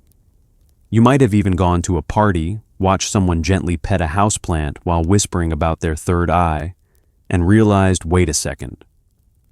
This doesn't match the horror movie they showed us in 5th grade. Which led to a different problem, distrust. When the anti-drug messaging was proven to be overblown or outright false, it didn't just fail to scare you, it made you question everything. If they lied about MDMA, what else were they exaggerating? Suddenly, the very institutions meant to protect you were seen as less reliable guide and more paranoid babysitter with a VHS player. By the late 90s, the cracks were showing. Studies began calling out DARE for its lack of effectiveness. The kids weren't just saying no. They were saying, "That's not how my cousin described it." Punchline. The 90s tried to terrify a generation into sobriety with frying pans, cartoon lions, and brain holes. But in the end, all it did was teach people how not to trust authority, and that if you're going to take MDMA, maybe don't believe everything you hear in a school gym with a laminated poster that says, "Hugs not drugs." Hop on a plane. The party has gone worldwide. You're on the beaches of Ibiza, in London's illegal warehouses, or maybe stuck in traffic on the way to Burning Man. MDMA culture spreads faster than a rumor about who's bringing the best speakers. Let's start in Ibiza, the Mediterranean paradise turned thumping sonic cathedral. It's the late 80s, early 90s. You're standing on a beach at 3 a.m., shoes off, shirt optional, surrounded by people who look like they fell out of a shampoo commercial and into a strobe light. The sand is still warm from the sun. The music never stops. The DJ is elevated like a pagan priest with a soundboard. And somewhere, under all that bass, MDMA is working overtime to ensure you feel like the sea just made emotional eye contact with you. Ibiza doesn't just host raves, it breeds them. Beach clubs spill into after parties. After parties become sunrises. Sunrises become breakfast, if you remember what food is. And through it all, MDMA flows like communion wine. You've never felt this spiritually connected to strangers wearing mesh crop tops and glitter eyeliner. A waiter hands you water and a hug. This is what religion wishes it felt like. Meanwhile, over in London, things are less beachy and more brick. Here, rave culture takes on a more rebellious tone. Abandoned warehouses and airplane hangars become makeshift temples of sound. You find yourself following sketchy hand-drawn maps, crawling through fence holes, and entering buildings that were probably used for coal storage last week. But now, it's a full-blown sensory riot. Fog machines, breakbeats, fluorescent face paint. The floor might be sticky, but your heart is wide open. It's British. Ravers bring a gritty charm to it all. They wear whistles, high-vis vests, and trousers that could double as small tents. Everyone's chewing gum like their jaw is trying to escape. The government, of course, is not a fan. Laws are passed. Crackdowns happen. But the parties go on. Rave crews get organized. Promoters rent double-decker buses and call them mobile discos. You haven't lived until you've danced to jungle music under a leaking pipe next to a man named Gary, who says this is his third spiritual awakening this week. From there, MDMA-powered rave culture leapfrogs across the globe. Berlin, after the fall of the wall, becomes a concrete jungle of techno-fueled catharsis. Amsterdam turns its canals into psychedelic runways. Even Tokyo hosts futuristic, ultra-precise raves where people apologize after bumping into you and then hand you a towel and a thoughtful haiku. And then there's Burning Man. You're in the middle of the Nevada desert. Everything around you is made of dust, neon, and good intentions. People are wearing fur coats and bikinis at the same time. There's a giant art car shaped like an octopus shooting fire from its limbs, and no one thinks this is weird. The music doesn't stop. The hugs are frequent. The eye contact is unbroken. MDMA isn't just accepted here. It's practically a guest of honor. You take a capsule, look at the stars, and realize you've just cried over a sculpture made of bicycle parts. It's fine. Everyone cries at some point. There's a camp just for that. Everywhere it goes, MDMA reshapes the space. It isn't just a party drug. It's a mood, a moment, a portable philosophy. Wherever the music lands, the molecule follows. Whether you're barefoot on a beach or bouncing in a bass-soaked bunker, the feeling is the same. Warmth, openness, joy, and a sudden desire to tell someone their aura smells like strawberries. Punchline: from Ibiza's waves to London's rave caves, MDMA didn't just go global. It got a passport, learned 6 languages, and hugged everyone in the customs line. It's not just the music that's universal, it's the feeling, and once it landed, the world was never quite the same. It's the era of just say no. Police officers visit your school to warn you about the dangers of drugs, while MTV plays PSAs in between music videos about, well, drugs. Irony isn't dead. It just doesn't get invited to the assembly. You're 9 years old, sitting cross-legged in a school gym that smells like dodgeballs and cafeteria chicken nuggets. A police officer in mirrored sunglasses is standing in front of a projector screen, and he is not here to vibe. He's here to warn you. His PowerPoint is titled Drugs, the Silent Killer, and the first slide is a clip art skull with bloodshot eyes. You are now terrified of Tylenol and looking suspiciously at your Flintstones vitamins. Welcome to DARE, Drug Abuse Resistance Education, the brainchild of the 80s that truly hit its stride in the 90s. It was everywhere. School curriculums, billboards, shirts, folders, even branded erasers. Because nothing says resist peer pressure like a cartoon lion named Darren telling you that marijuana will ruin your GPA and possibly your soul. MDMA, or ecstasy, as the PSAs called it, with a tone of voice usually reserved for describing crime scenes, quickly became public enemy number 3, right behind heroin and anyone who listened to techno. The messaging was clear: take this drug and you will die. Or worse, you'll hug a stranger in public. Maybe dance, maybe enjoy yourself. It was a moral panic dressed in neon fear. These anti-drug campaigns didn't mess around. One of them showed a girl frantically scrubbing her skin in a shower to represent how MDMA makes you feel unclean. Another warned about holes in your brain, a catchy but completely debunked theory based on a misreported monkey study, which, as we've covered, actually gave the monkeys meth, not MDMA. Oops. The infamous frying pan ad, you remember. This is your brain. This is your brain on drugs. Sizzle.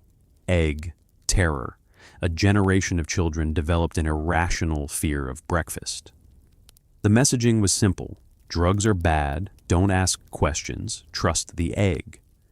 But behind the smoke machine of fear and scrambled metaphors, a lot of nuance got lost. There was no distinction between meth, LSD, cannabis, and MDMA. They were all lumped into one terrifying blob of doom, destruction, and social collapse.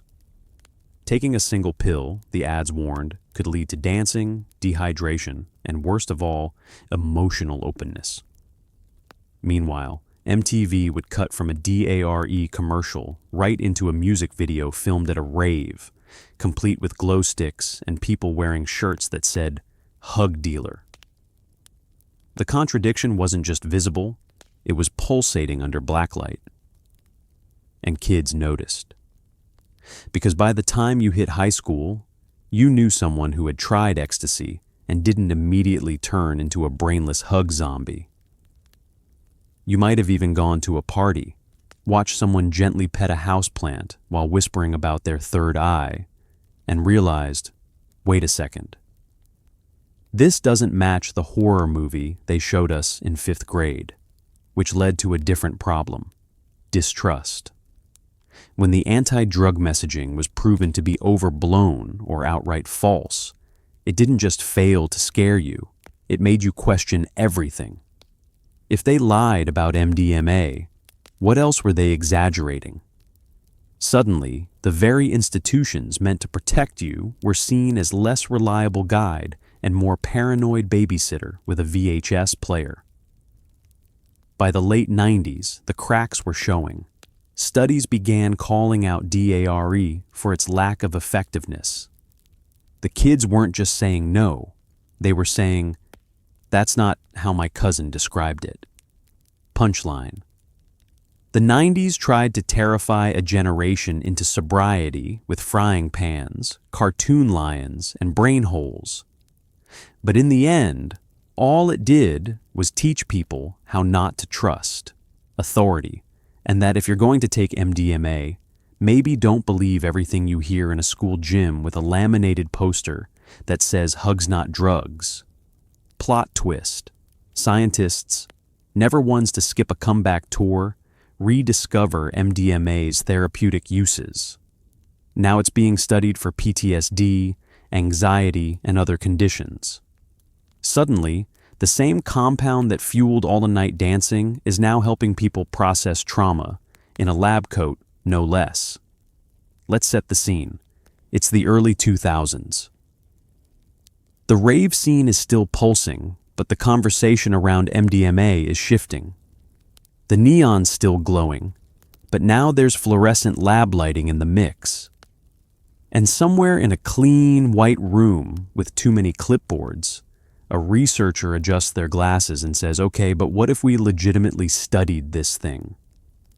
Enter the Multidisciplinary Association for Psychedelic Studies, better known as MAPS, founded by Rick Doblin, a man with a dream, a doctorate, and the patience of someone who's been to too many zoning meetings. Doblin believed that MDMA wasn't just a party fuel. He thought it could heal people, and not just, "I finally forgave my ex at a festival healing." Real, clinical, data-backed, therapist-approved healing. At the time, this idea sounded absolutely bananas to policymakers. You mean the love drug? The one with the smiley face pills? You want to put that in a hospital? Yes, they did. MAPS and other researchers began working through the miles of red tape to bring MDMA into clinical trials, real ones, with lab coats, consent forms, and people not wearing fishnets. And the results? They started turning heads. And not just the kind of heads that nod along to deep house. In controlled therapeutic environments, MDMA-assisted therapy began showing astounding results for people with post-traumatic stress disorder, PTSD. These weren't just feel-good anecdotes from your cousin's friend who took a pill and forgave his third-grade bully. These were clinical outcomes with veterans, sexual assault survivors, and others who'd spent years stuck in trauma loops, therapy-resistant, and exhausted. So, how does it work? Well, MDMA doesn't erase trauma, but it softens the emotional landmines around it. It reduces fear and increases trust. In therapy, this means people can talk about the worst thing that's ever happened to them without their brain going into full red alert shutdown. They stay present, they stay open, they process. Think of it like upgrading from a rickety therapy canoe to a yacht with cushions and a therapist gently steering the wheel. What makes MDMA different from other psychedelics in therapy is that it's gentle. It doesn't send you to another dimension or make you question your existence. It just turns down the inner critic, turns up the empathy, and helps people feel safe enough to walk through emotional minefields holding their therapist's metaphorical hand. By the 2010s, the results were so promising that the FDA gave MDMA breakthrough therapy designation, which is government speak for, okay, this isn't just woo-woo nonsense. We're listening. Phase 3 clinical trials followed, and again, the data looked good, like really good. Some studies showed over 60% of participants no longer qualified for PTSD after just 3 MDMA-assisted sessions. Not years of weekly therapy, not a lifetime of pills, just 3 sessions with MDMA as the emotional scaffolding. Now, medical MDMA isn't the same as a rave pill. It's pure, measured, given in a therapeutic setting with trained professionals who don't also moonlight as DJs. There are comfy couches, not glow sticks. There's integration work, follow-up, no lasers, but the heart of it, the connection, the emotional clarity, the hug from the inside feeling, is the same. Punchline. The same molecule that once helped people survive warehouse parties is now helping people survive themselves. Turns out, MDMA didn't change. We just finally started asking it the right questions while wearing gloves and taking notes. Sometimes, the biggest breakthroughs come from the most unexpected dance floors. It's 2010, and harm reduction is in. You're at a festival booth, getting your pills tested for purity by someone who looks like your high school chemistry teacher on sabbatical. Welcome to the new era, safety, education, and just a hint of lingering paranoia. This is not your older cousin's rave scene. Gone are the days of blindly swallowing cartoon-shaped pills from the pocket of a guy named Sketchy Dave. You've entered a world where people are starting to take MDMA seriously again, but this time without the glow-in-the-dark pants and mystery tablets. The vibe is still friendly, the hugs are still abundant, but now they come with lab equipment, QR codes, and dosage charts. Let's talk pill testing. It used to be that you popped a pill and hoped for the best. Maybe you rolled, maybe you napped, maybe you saw the face of God in a disco ball and then got a nosebleed. It was anyone's guess. But in the 2010s, groups like Dance Safe, The Loop, and various grassroots collectives popped up, offering a revolutionary idea. What if we knew what we were actually taking? You wander over to a booth tucked near the first aid tent. There's a folding table, a microscope, some reagent kits, and a very calm volunteer who looks like they meditate before reading clinical journals. You hand them your pill, maybe a green one with a little Superman logo, and they run a quick color test. If it turns purple, you're good. If it fizzes or turns brown, they gently advise you to throw it into a volcano and reconsider your life choices. Suddenly the vibe isn't just say no, it's just know what the hell you're taking. This is harm reduction, and it's not just about avoiding bad trips. It's about respecting the experience. It's about understanding how much is too much and why more is not a personality. It's about hydration schedules, electrolyte packs, and having a friend who doesn't roll just to keep an eye on everyone else. It's about treating your brain like a friend you want to keep, which brings us to dosing, both micro and macro. Let's start small. Microdosing MDMA isn't as common as with LSD or psilocybin, but it's having a moment. The idea is that with very tiny doses, ones you barely feel, you might get some of the mood-lifting, anxiety-lowering benefits without the jaw-clenching, tearful revelations and a porta-potty side effects. It's like giving your brain a subtle hug instead of a surprise birthday party. Researchers are still exploring it, and results are mixed, but hey, if coffee can be microdosed via espresso shots, who are we to judge? Then there's macrodosing, the classic I want to feel everything, all at once, and maybe cry at the moon route. This is where timing, environment, and knowledge become crucial. People talk about things like preloading with antioxidants, stacking with magnesium to reduce jaw tension, and spacing out rolls to protect their serotonin receptors like they're rare houseplants. A new wave of users is treating MDMA like ritual, not party fuel, but emotional technology. People set intentions, they journal, they put on curated playlists titled things like Heart Openers and Connection Vibes. They even have integration brunches the next day, where they eat pancakes and unpack the profound things they said to a tree. It's part of a bigger cultural shift, one where psychedelics and empathogens aren't just for thrill-seeking. They're tools for healing, for exploring, for understanding why your last 3 relationships fell apart, and whether that was really about them or your unresolved middle school drama. Punchline: in the new era of MDMA, you're not just rolling, you're researching. You're informed, hydrated, and emotionally prepared. You've got a test kit, a trip sitter, and a calendar that says, don't dose again for 3 months. Because euphoria is great, but knowing what's in your pill, that's real enlightenment.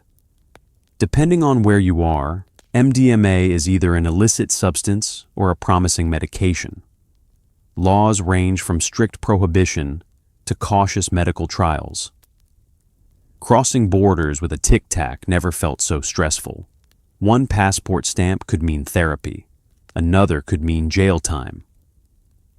Welcome to the global legal chaos of MDMA, where the molecule stays the same, but your legal status shifts faster than your serotonin on a Tuesday. Let's start with the obvious. Most countries still classify MDMA as illegal. It's often lumped in with heroin, cocaine, and we're not sure what this is, but it has a skull logo, so it's probably bad. In the United States, MDMA has been Schedule Y since 1985, which is a fancy way of saying, we have absolutely no medical use for this, and you should feel guilty for even pronouncing it correctly. And yet, medical research is happening anyway. Thanks to loopholes, special licenses, and an army of determined researchers with clipboards and unshakable optimism, MDMA is getting its chance at redemption, at least in controlled settings. The U.S. Food and Drug Administration, FDA, has granted breakthrough therapy status to MDMA-assisted therapy for PTSD, meaning even the federal government is now whispering, okay, maybe we overreacted. But it's not just America.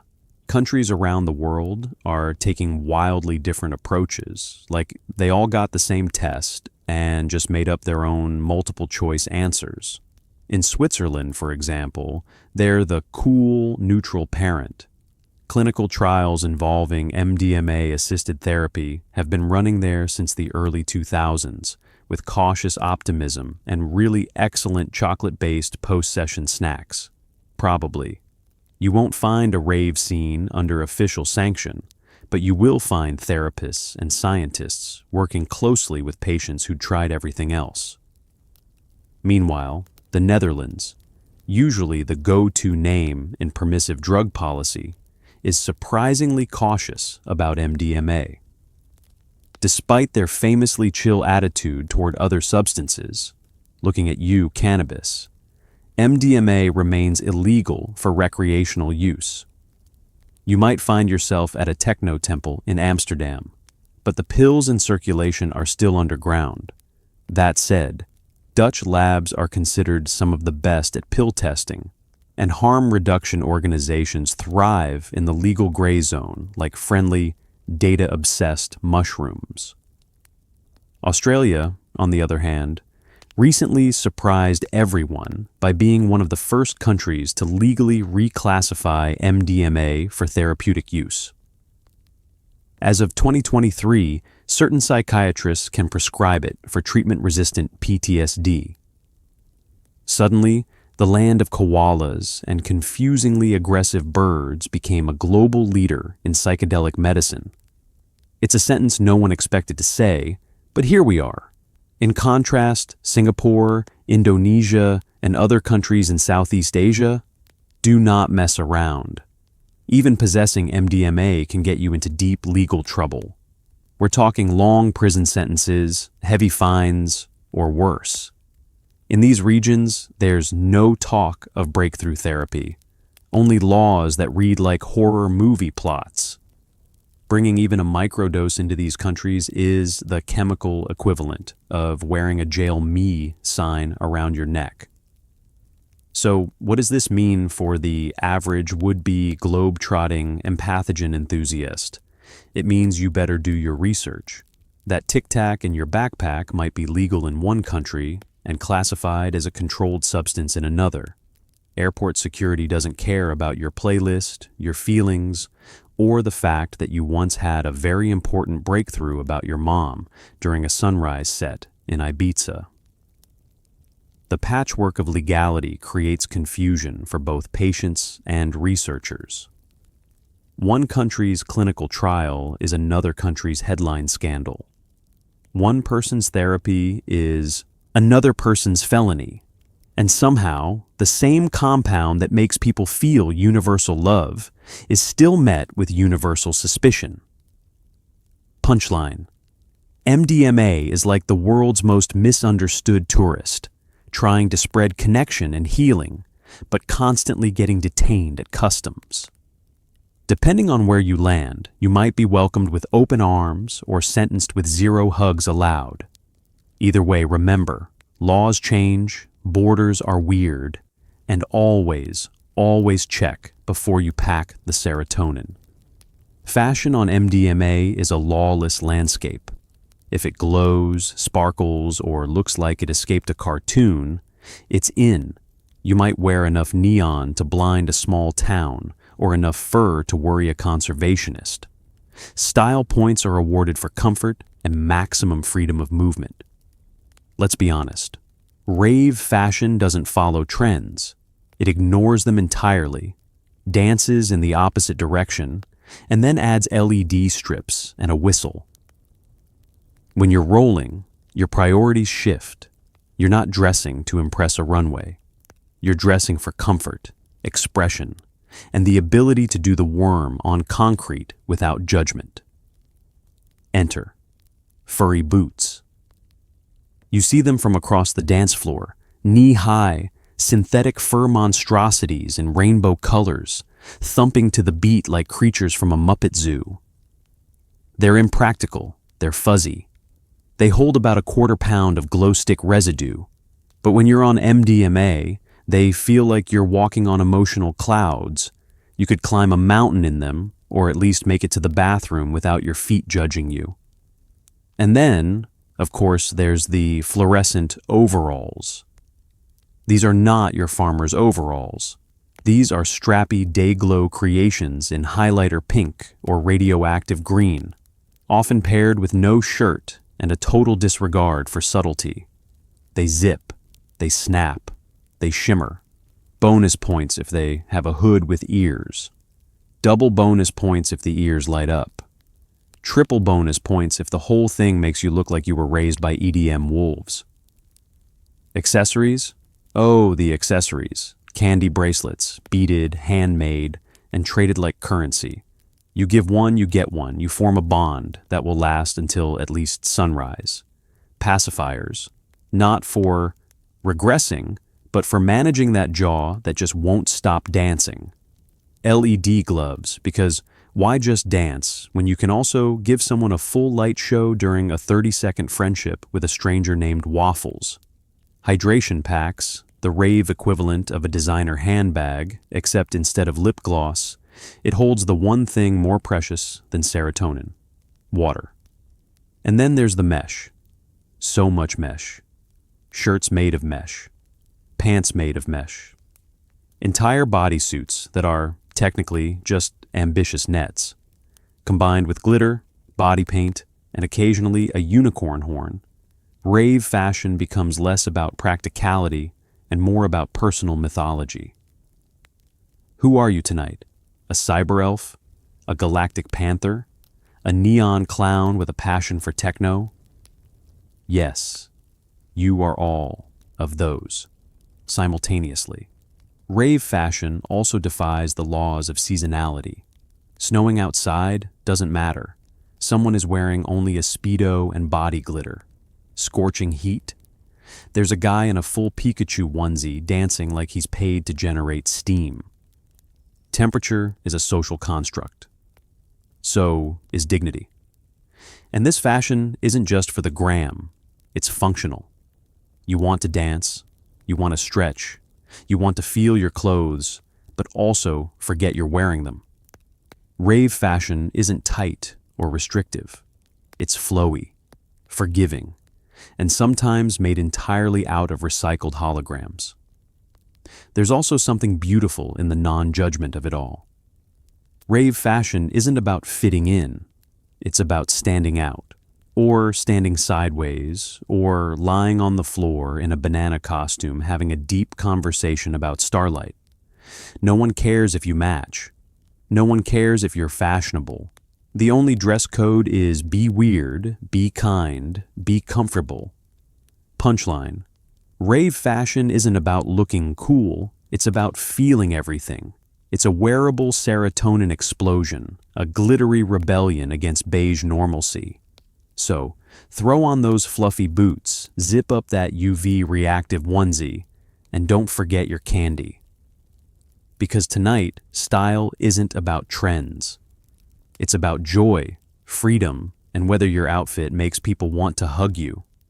You're on a crowded dance floor, and suddenly, nobody's a stranger. MDMA didn't just change the party, it changed how people connect, communicate, and occasionally make life-changing decisions next to a speaker stacked the size of a minivan. It's loud, it's hot, and you're hugging a person you met 6 minutes ago who just told you their entire life story, including their childhood pet's name and their current unresolved feelings about their father. And you get it. You really do. Because right now, thanks to MDMA, you feel like a tuning fork for human emotion. Welcome to dance floor democracy, where eye contact is currency and social awkwardness has been exiled to the parking lot. MDMA didn't just make music feel better, it made people better. Or at least seem better. Everyone's a little softer. The walls between strangers fall faster than a Jenga tower in a wind tunnel. You don't just talk, you connect. You don't just listen, you hear. Normally, socializing involves rules, scripts, polite nods, the quiet dread of small talk. On MDMA, it's the opposite. Every interaction feels profound. Every "how are you" turns into a TED Talk on the human soul. No one's checking their phone. No one's bored. The emotional honesty is almost suspicious. You tell a man in a sequined vest that he has good energy. He starts crying. You both sit down and form a deep bond over the shared experience of liking soft textures. Later, you will forget his name, but remember the exact warmth of his aura and that he smelled like cinnamon and understanding. The traditional social hierarchy gets thrown out the window. It doesn't matter what you do for work, what you're wearing, or whether you can afford VIP. On the dance floor, under the influence of MDMA, everyone is equal. The CEO and the guy who forgot his shoes are both dancing like joyful toddlers. No one's trying to impress anyone. You're just trying to find out if anyone else feels as deeply moved by the baseline as you do. Spoiler, they do. Even physical touch becomes a new language. Hugs become an Olympic sport. Back rubs are administered by strangers who suddenly seem qualified. Hands are held with the reverence of a sacred ritual. Someone gently strokes your arm and whispers, "You're made of light. You believe them. You believe everything." MDMA amplifies empathy, not just chemically, but socially. People don't just talk about their feelings, they dive into them, dragging you with them in a whirlpool of trust and vulnerability. It's like every wall built by insecurity and ego has been replaced by a pillow fort of mutual respect. And it goes beyond the party. People take what they've felt, this weird shimmering web of human connection, and try to carry it into the outside world. Suddenly, you're calling your mom to tell her you appreciate her. You're telling your friends you love them, not because something's wrong, but because you mean it. You're tipping extra at brunch because everyone deserves love, even if they forgot your side of hash browns. Of course, this can get awkward. The post-rave emotional hangover is real. Some people wake up the next day realizing they trauma dumped on a stranger wearing a banana costume. Some couples form fast and intense, only to discover later that we met while rolling isn't a sustainable long-term relationship strategy. But the intent, the hope, the emotional bravery, that lingers. Punchline: MDMA turns socializing from a performance into a permission slip. For honesty, for connection, for shared humanity on a sticky dance floor. It didn't just change how people party, it changed why they party. And somewhere, between the beat drops and the bear hugs, people stopped being strangers and started being stories. You no longer need to know a guy who knows a guy. Now, you log onto the internet, scroll through suspiciously friendly Reddit threads, and navigate crypto-powered marketplaces where everyone is trusted and nobody has a last name. It's the future, or at least a very specific flavor of it. You're sitting at your laptop in pajamas, sipping oat milk, and casually researching molecules like a discount pharmaceutical agent. Welcome to the age of digital drug acquisition, where MDMA has officially gone e-commerce. Let's rewind to the pre-internet days. Back then, getting MDMA meant navigating the sketchy, whispered black market. You needed connections. You needed the confidence to talk to someone wearing wraparound sunglasses at night. You needed luck. Now, you need Wi-Fi and a vague understanding of cryptocurrency. Start with the forums. Reddit, Blue Light, Arrowid, and other digital campfires where psychonauts, chemistry nerds, and people named X-Empathy, King93SX share tips, test results, and emotional essays about that one time they saw a goose and understood the nature of love. These forums are packed with posts like, "First roll, what should I expect? Best music to dissolve your ego to. MDMA plus, bubble baths, too powerful, and of course, the classic, I took it alone and hugged my fridge. AMA. While the internet didn't invent the culture around MDMA, it definitely turbocharged it. Now, harm reduction advice, trip reports, testing instructions, and serotonin-related memes are just a click away. Curious first-timers no longer have to rely on some guy at a party named Blaze. They can read detailed, footnoted guides written by someone with a PhD in neurochemistry and an anime avatar. But behind the fuzzy rainbow wall of education lies the dark net, a shadowy Amazon for all things illegal, mysterious, and weirdly well-reviewed. Enter crypto markets. Sites with names like Silk Road, Alpha Bay, and Dream Market cropped up in the 2010s like mushrooms after a rainstorm, offering menus full of pills, powders, and promises. You could browse MDMA listings sorted by purity, country, or delivery speed, like shopping for artisanal chocolate with consequences. Vendors had star ratings. Customer reviews included things like, "Great stuff," "Rolled hard," "Packaging was discreet, 10 over 10," "Shipping took 6 days instead of 4." Still, would buy again, accidentally cried watching a shampoo commercial. So, yeah, it worked. Everything was paid in Bitcoin or another cryptocurrency, which made you feel very futuristic until you remembered you were sending actual money to someone named Happy Vibes. It was surreal, dangerous, and oddly bureaucratic.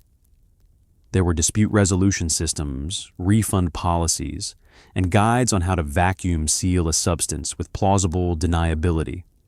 Of course, the feds were not amused. Crackdowns happened. Markets got shut down, people got arrested, but the culture didn't stop. It just migrated. New sites popped up. New tools for encryption and anonymity emerged. Telegram groups, encrypted email, and always a healthy dose of digital paranoia. Still, this era came with benefits too. Forums became hubs for harm reduction education. Test kits could be ordered online. Detailed substance reports helped people identify what was real and what was bathtub regret in capsule form. The internet didn't just make MDMA more accessible, it made information more accessible. And for many, that saved lives. But let's be real, it also raised some questions. Should the path to emotional enlightenment and dancing in your kitchen at 3 a.m. really involve crypto wallets, darknet URLs, and a browser that looks like it was made by conspiracy theorists? Should buying a party drug feel like you're hacking into the Matrix just to feel love? Punchline: in the digital age, MDMA became less about knowing a guy and more about knowing a password. You don't meet your dealer in a parking lot anymore. You meet them in your inbox via PGP encryption. And while that may be efficient, it's also a strange reminder that no matter how far technology advances, you're still just a human looking for connection, clarity, and maybe a really good hug.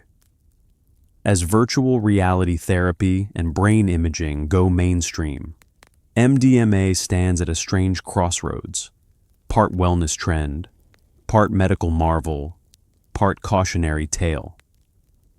The next chapter is still being written, and you have front row seats as long as you remembered your ticket. The vibe has changed. You're no longer in a warehouse surrounded by lasers and someone dressed like a cybernetic jellyfish. You're in a quiet clinic, or maybe a startup's office that smells like eucalyptus and ambition. There's a therapist with a tablet, a biometric armband, and a tone of voice that says, "We're going to feel our feelings, but also track them." Welcome to the future of MDMA, where neuroscience, psychology, and Silicon Valley are forming a very complicated polyamorous relationship.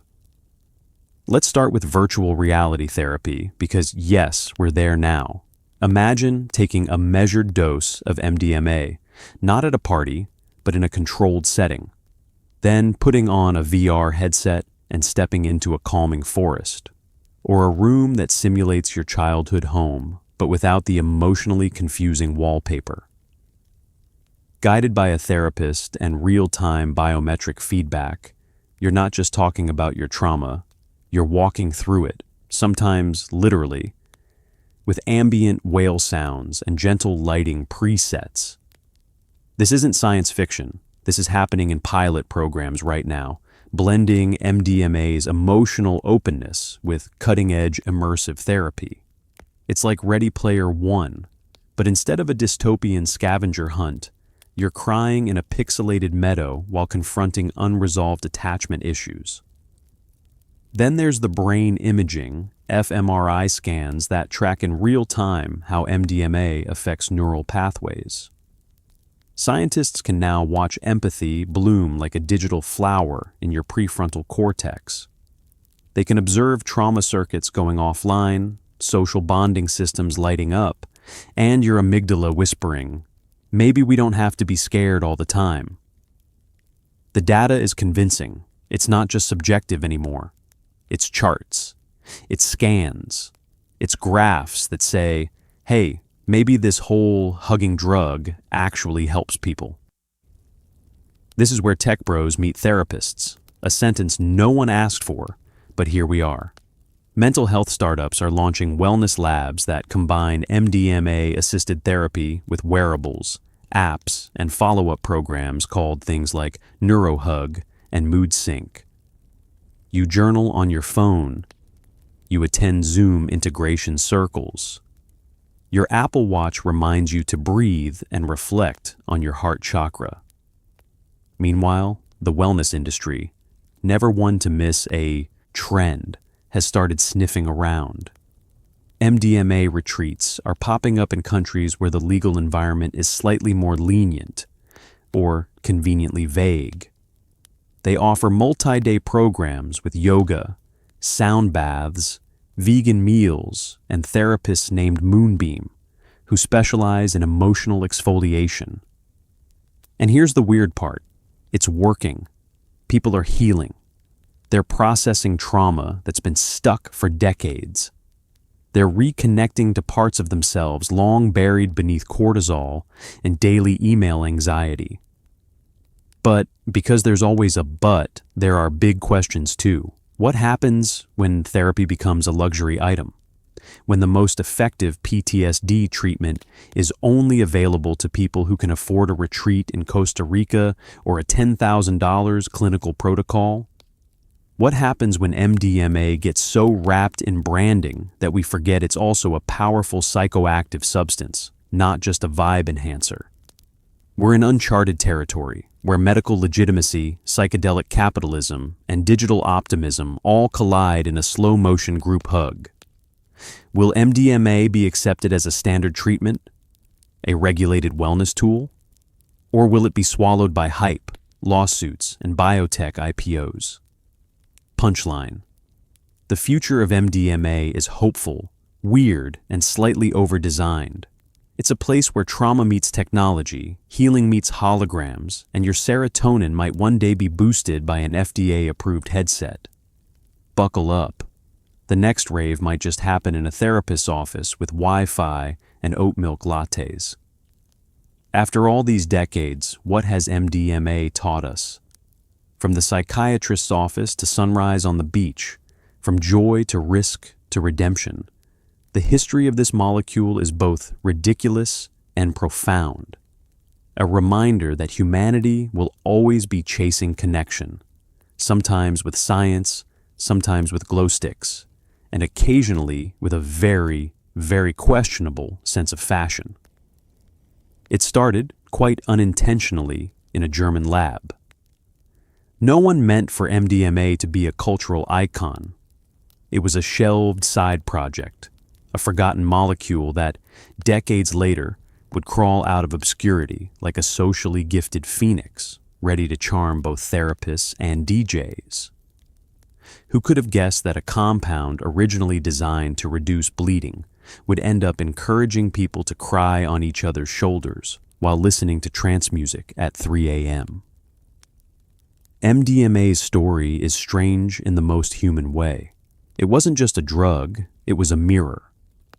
Under its influence, people saw themselves more clearly, felt their feelings more loudly, and realized, sometimes in the middle of a warehouse rave, that maybe they were just one long conversation away from emotional clarity. It taught us that touch matters, that eye contact isn't just a social convention, it's a tether. It reminded us that vulnerability is powerful, and that the line between party and therapy is often just the difference between lasers and licensed supervision. It made us question whether our guarded, irony-soaked, modern selves might secretly want to whisper, "I love you" to every living thing, including the speaker stack. MDMA was never just about euphoria, it was about possibility. The possibility that humans, deeply flawed, anxious, overstimulated humans, might find common ground, might open up, might trust.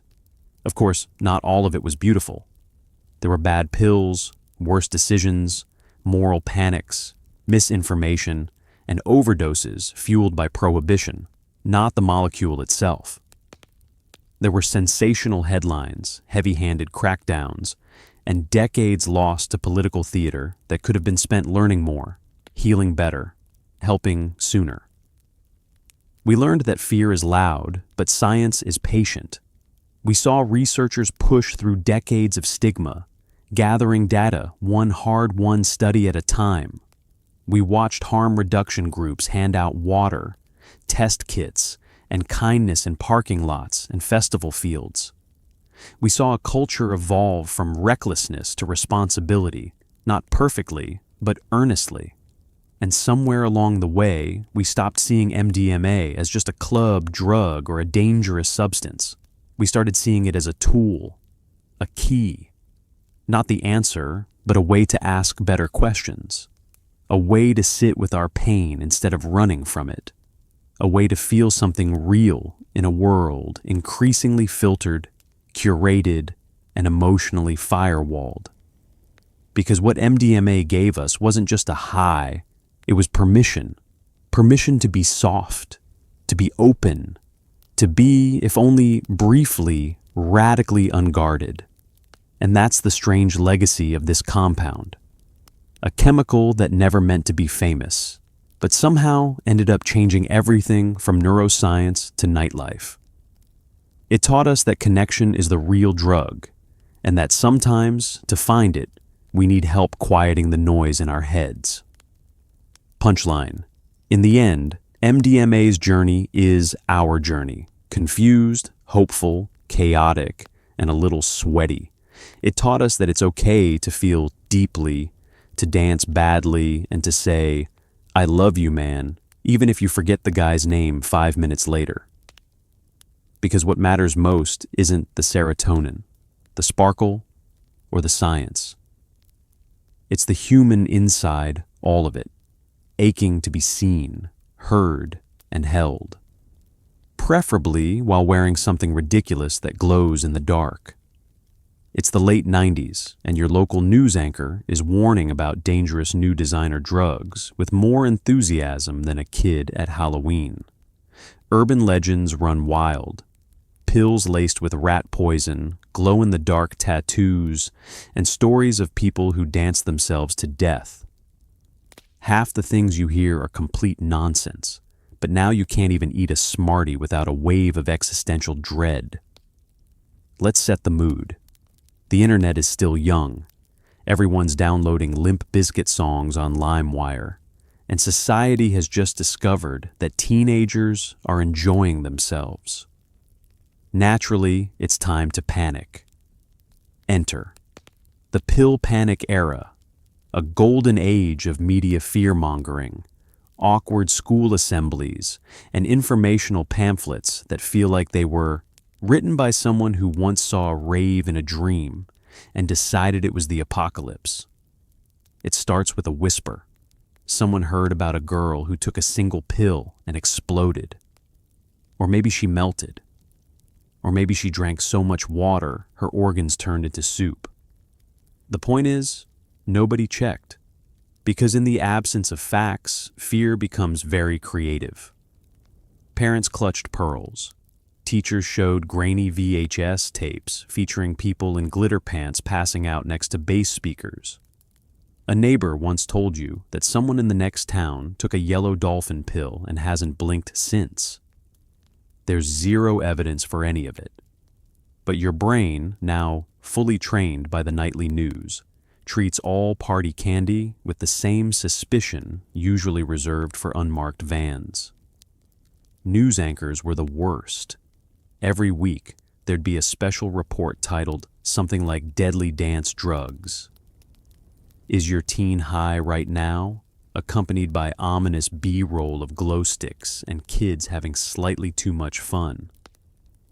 They'd bring on a drug expert whose qualifications included a beige tie and the ability to say dopamine like it was a slur. These reports weren't just inaccurate, they were weirdly specific. You'd hear things like, "These pills are being shaped like popular cartoon characters to lure children." Ravers are hiding drugs in candy necklaces, pacifiers, and inside their shoes. Teens are attending secret techno parties, called raves, where they take these pills and dance until they die. This was followed by footage of a very confused local sheriff holding a glow stick like it was radioactive and mispronouncing MDMA as Mad Ma. The urban legends spread faster than serotonin on an empty stomach. There were tales of pills containing glass, pills that caused spontaneous combustion, and, perhaps most famous of all, the Blue Star tattoo, a supposedly drug-laced temporary tattoo that, once applied, would immediately addict children to MDMA and/or turn them into rave zombies, neither of which was remotely real. But that didn't stop school newsletters from warning parents, or the PTA from organizing emergency town halls. The irony, of course, is that while some MDMA pills did contain dangerous fillers, thanks in large part to prohibition and lack of regulation, many of the actual risks were amplified by the very fear that was supposed to protect people. Inaccurate information led to bad choices. Bad choices led to headlines. Headlines led to more panic. It was a serotonin death spiral, narrated by Dan Rather. Meanwhile, real harm reduction advice was sidelined. If you tried to mention test kits or safe dosages, you were accused of encouraging drug use. So people just guessed. Or worse, Googled things on dial-up. Punchline: the great pill. Panic wasn't about safety, it was about control. It turned a complex, nuanced conversation into a Saturday morning cartoon villain. And somewhere in all the hysteria, real education got traded for ghost stories. Because nothing says credible drug policy like believing your kid's Scooby-Doo vitamins are actually ecstasy in disguise. Suddenly, electronic dance music isn't just a genre, it's a global business. You're elbow to elbow with 30,000 new friends in a neon-lit field, wondering if you can survive until the drop. Ticket prices rise, lasers multiply, and somewhere in the crowd, an economics student is trying to calculate the GDP of the water bottle industry. Welcome to the EDM explosion, an era where music became movement, movement became business, and business became glow-in-the-dark capitalism. At the heart of it all, MDMA, quietly fueling the smiles, hugs, and collective moments of euphoria that somehow make strangers feel like soulmates and porta potties feel like emotional challenges. It's the 2010s. Music festivals are booming, and what used to be a niche electronic scene has now gone mainstream on steroids. Coachella, Electric Daisy Carnival, Tomorrowland, names that sound less like music events and more like boutique dystopias with better outfits. You pay hundreds of dollars for a weekend in the desert. You camp, you sweat, you dance next to a person in an inflatable T-Rex costume who's been awake for 37 hours. The stages shoot fire. The DJs wear helmets. Someone is selling $19 smoothies with a straight face. And yet, it works. It all works. Because somewhere between the lasers and the low-end rumble of a perfectly timed bass drop, MDMA enters the chat. MDMA becomes more than a party drug. It becomes an economic force. Let's break it down. The water economy, exploding. A single person on MDMA will drink enough water to hydrate a minor league soccer team. Vendors know this. That 6-bottle of water, worth its weight in serotonin. Merchandise, flying off shelves. Candy bracelets, light-up sneakers, hydration backpacks, unicorn horns, fans that say vibe check. It's a whole ecosystem. Entire Etsy shops exist to outfit the modern-day raver in gear that doubles as fashion and temperature regulation. And don't forget VIP packages. For just $1,002, 200s, you can have access to shaded areas, shorter bathroom lines, and a place to process your feelings under a branded parasol. Worth it? Maybe. Especially if you just hugged a stranger and realized your childhood dreams involved becoming a sentient glitter cloud. The music industry follows suit.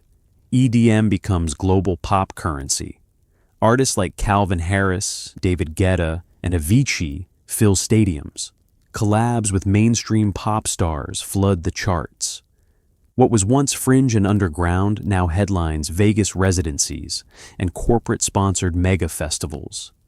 And yet, at the center of all this spectacle, there's something surprisingly human happening. MDMA doesn't just make music feel better. It makes connection possible. It softens edges. It opens hearts. And in these massive festival crowds, people find tiny sacred moments of realness. Between drops and strobes and fire cannons, there's someone having a quiet revelation under a tree while holding a Capri Sun. There's someone dancing through heartbreak. Someone else is making a best friend for 6 hours, and maybe forever. Of course, with popularity comes scrutiny. More people means more risk. Adulterated pills show up. Overdoses happen. Authorities crack down. Harm reduction orgs scramble to keep up. Some festivals embrace on-site testing and education. Others just ban candy and hope for the best. Spoiler, it never works. Still, the culture pushes forward. Because at its best, EDM plus MDMA isn't just about noise and neon. It's about community, about shared joy, about collective release in a world that's often too cold, too quiet, and too disconnected. Punchline. In the end, the EDM explosion wasn't just a music trend. It was a movement powered by bass, brotherhood, and a little white pill with big emotional ambition. And as the beat drops, the lights flash, and your feet forget they're tired, you realize this isn't just a party. It's an accidental group therapy session with pyrotechnics. Your mom thinks ecstasy turns your brain to soup. Your dad claims he invented disco. Meanwhile, politicians line up to ban, regulate, or take credit for whatever trend is currently giving them the most anxiety. The generational tug-of-war over MDMA brings out the best in scare tactics and the worst in fact-checking. Let's set the scene. It's the late 90s, early 2000s. You've just come home from a music festival, still covered in glitter, and your mom has taped a newspaper article to the fridge with the headline, "Teen Dies After Taking Love Drug at Rave." She's made you a sandwich and a passive-aggressive comment about your dilated pupils. Meanwhile, your dad walks in, says, "Back in my day, we just had weed and Zeppelin," and mutters something about the government spying on his college band. Ah, yes, the generation gap. Nothing new, but few things highlight it, quite like a psychoactive compound associated with both therapy breakthroughs and dancing to dubstep in a Pikachu costume. Parents want safety, kids want freedom, politicians want votes. And MDMA? It's caught in the middle of a three-way custody battle. To your parents, MDMA isn't a nuanced psychoactive with therapeutic potential. It's that drug, the one from the news, the one that caused the great kitchen table lecture of one, the one that rewires your brain and may or may not cause you to dance in traffic. Their information comes from PSAs, local news, and the time someone from the neighborhood found a glow stick in the bushes and assumed it was a sign of moral collapse. To you, it's more complex. You've read the studies, you've seen the documentaries, you know someone whose life, was changed in a therapy session that involved both a weighted blanket and a helpful cry.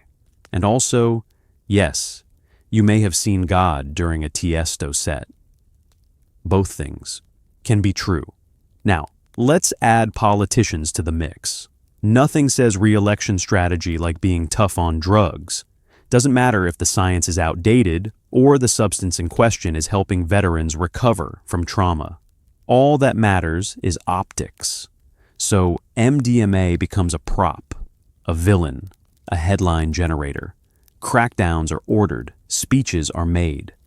Meanwhile, the people most affected, young users, underground therapists, researchers, are left shouting into the void of C-SPAN. This tension creates an absurd disconnect. While clinical researchers are getting FDA approval for MDMA-assisted therapy, lawmakers are still fighting like it's 1999. It's like watching a split screen of the future and the past, arguing over who gets to define the present. And in the middle of all this, the kids who just want to feel something real, who want connection, who've grown up in a world of climate anxiety, economic instability, and social media whiplash. Maybe MDMA isn't the problem. Maybe it's the response to the problem. Of course, some parents come around, especially the ones who find out their yoga instructor or life coach has quietly been microdosing at retreats for years. Suddenly, it's healing, it's plant medicine, it's cutting edge. Never mind that it's the same pill they once tried to ground you for. Punchline: the generational clash over MDMA isn't just about a drug. It's about fear, change, and who gets to decide what's dangerous and what's discovery. While your mom worries you'll fry your brain, and your dad still thinks disco died unjustly, the truth lives somewhere in between. Maybe it's time we all had that talk, ideally, not at the kitchen table, and definitely not while someone's still wearing furry rave boots. Somewhere in a garage, someone in a lab coat is perfecting their recipe. Welcome to the world of illicit chemistry, where pill presses hum and amateur scientists debate the virtues of binder ratios. One batch looks like cartoon characters. Another glows in the dark. It's Willy Wonka meets Breaking Bad, only with less quality control and more questionable decision-making. You're not in a licensed laboratory, you're in a shed, or a spare bedroom, or a shipping container that smells like Red Bull and acetone. The floor is sticky, the windows are covered in foil, and at the center of it all is a pill press that looks like it was either built by NASA or stolen from a cereal toy factory. This is the unregulated world of DIY ecstasy manufacturing, where entrepreneurial ambition collides with limited training and a YouTube education in organic chemistry. The goal? Create the perfect pill, one that hits just right, one that spreads like myth across dance floors, one that says, I may be illegal, but I'm also incredibly cute. The competition is fierce. One presser might specialize in blue dolphins, while another swears by pink Mitsubishis. Some go for novelty, pills shaped like Bart, Simpson, Superman logos, or emoji faces. Others aim for mystique, minimal design, maximum punch. There's an entire subculture of branding here, a strange pharmaceutical fashion show where reputation spreads by word of mouth, online reviews, and whether or not someone cried to a trance remix of Enya. But it's not just about aesthetic. No, these pill artisans are locked in a never-ending war over dosage and purity. One batch might contain 120 grams of actual MDMA. The next might have 200 mg and a bonus surprise in the form of caffeine, ketamine, or a molecule you'd need a chemistry PhD and a week of regret to identify. Because when you're sourcing raw materials from the sketchier corners of the internet and experimenting with your own compression settings, consistency is more of a suggestion than a promise. This leads to the great Rave mystery. Why do two pills that look identical make you feel completely different? Because pill pressing is part chemistry, part guesswork, and part chaos. Most of these operations start small, 1 or 2 people, a recipe lifted from an old forum post, and a dream of funding their DJ career. But as demand grows, so does the ambition. Pressers start sourcing industrial equipment, shipping internationally, and trying to one-up each other with stronger, shinier, and more legendary pills. Some succeed. Others explode, literally. You haven't lived until you've heard a story about a clandestine lab fire started by a miscalculated solvent mix and an extension cord that should have retired in the 90s. You'd think people making neurochemical joy bombs would wear gloves and maybe goggles. And some do, but others... Let's just say one too many rave entrepreneurs thought ventilation was optional. And of course, this whole world lives in a kind of legal limbo. Pill pressing is illegal. The chemicals used to make MDMA are controlled. Even owning a press without permission can get you arrested in some countries. But that hasn't stopped the movement. It's just made it weirder, more mobile, more encrypted. Picture a guy in a van driving across state lines with 10,000 Scooby-Doo pills and a playlist full of citrants. And yet, strangely, there's pride in this world, a kind of underground craftsmanship, a badge of honor in making a clean, reliable tablet that delivers something close to joy. These aren't just dealers, they're DIY philosophers. They talk about experiential profiles and roll smoothness the way sommeliers talk about wine. They believe in quality control, even if it comes from a guy named Zorb, who lives with 5 reptiles and doesn't believe in shoes. Punchline: the pill pressers of the MDMA underground aren't just rogue chemists. They're chaotic idealists, chasing purity, perfection, and the kind of high that makes someone dance like nobody's watching, even though everyone absolutely is. It's risky, reckless, and ridiculous, but then again, so is chasing. Happiness one tablet at a time. Fast forward. It's the 2020s. Psychedelic research is cool again, and MDMA is starring in clinical trials for everything from PTSD to couples therapy. You're seeing words like breakthrough therapy in the news, and somewhere, a 60-year-old former raver is thinking, "Told you so." The journey from illegal rave fuel to respectable mental health tool is almost complete. Just don't mention the glow sticks at the next medical conference. Welcome to the modern psychedelic renaissance, where tie-dye is out, lab coats are in, and MDMA is being gently ushered from the warehouse to the wellness retreat to the psychiatrist's office, with all the grace of someone who just remembered they left the stove on for 40 years.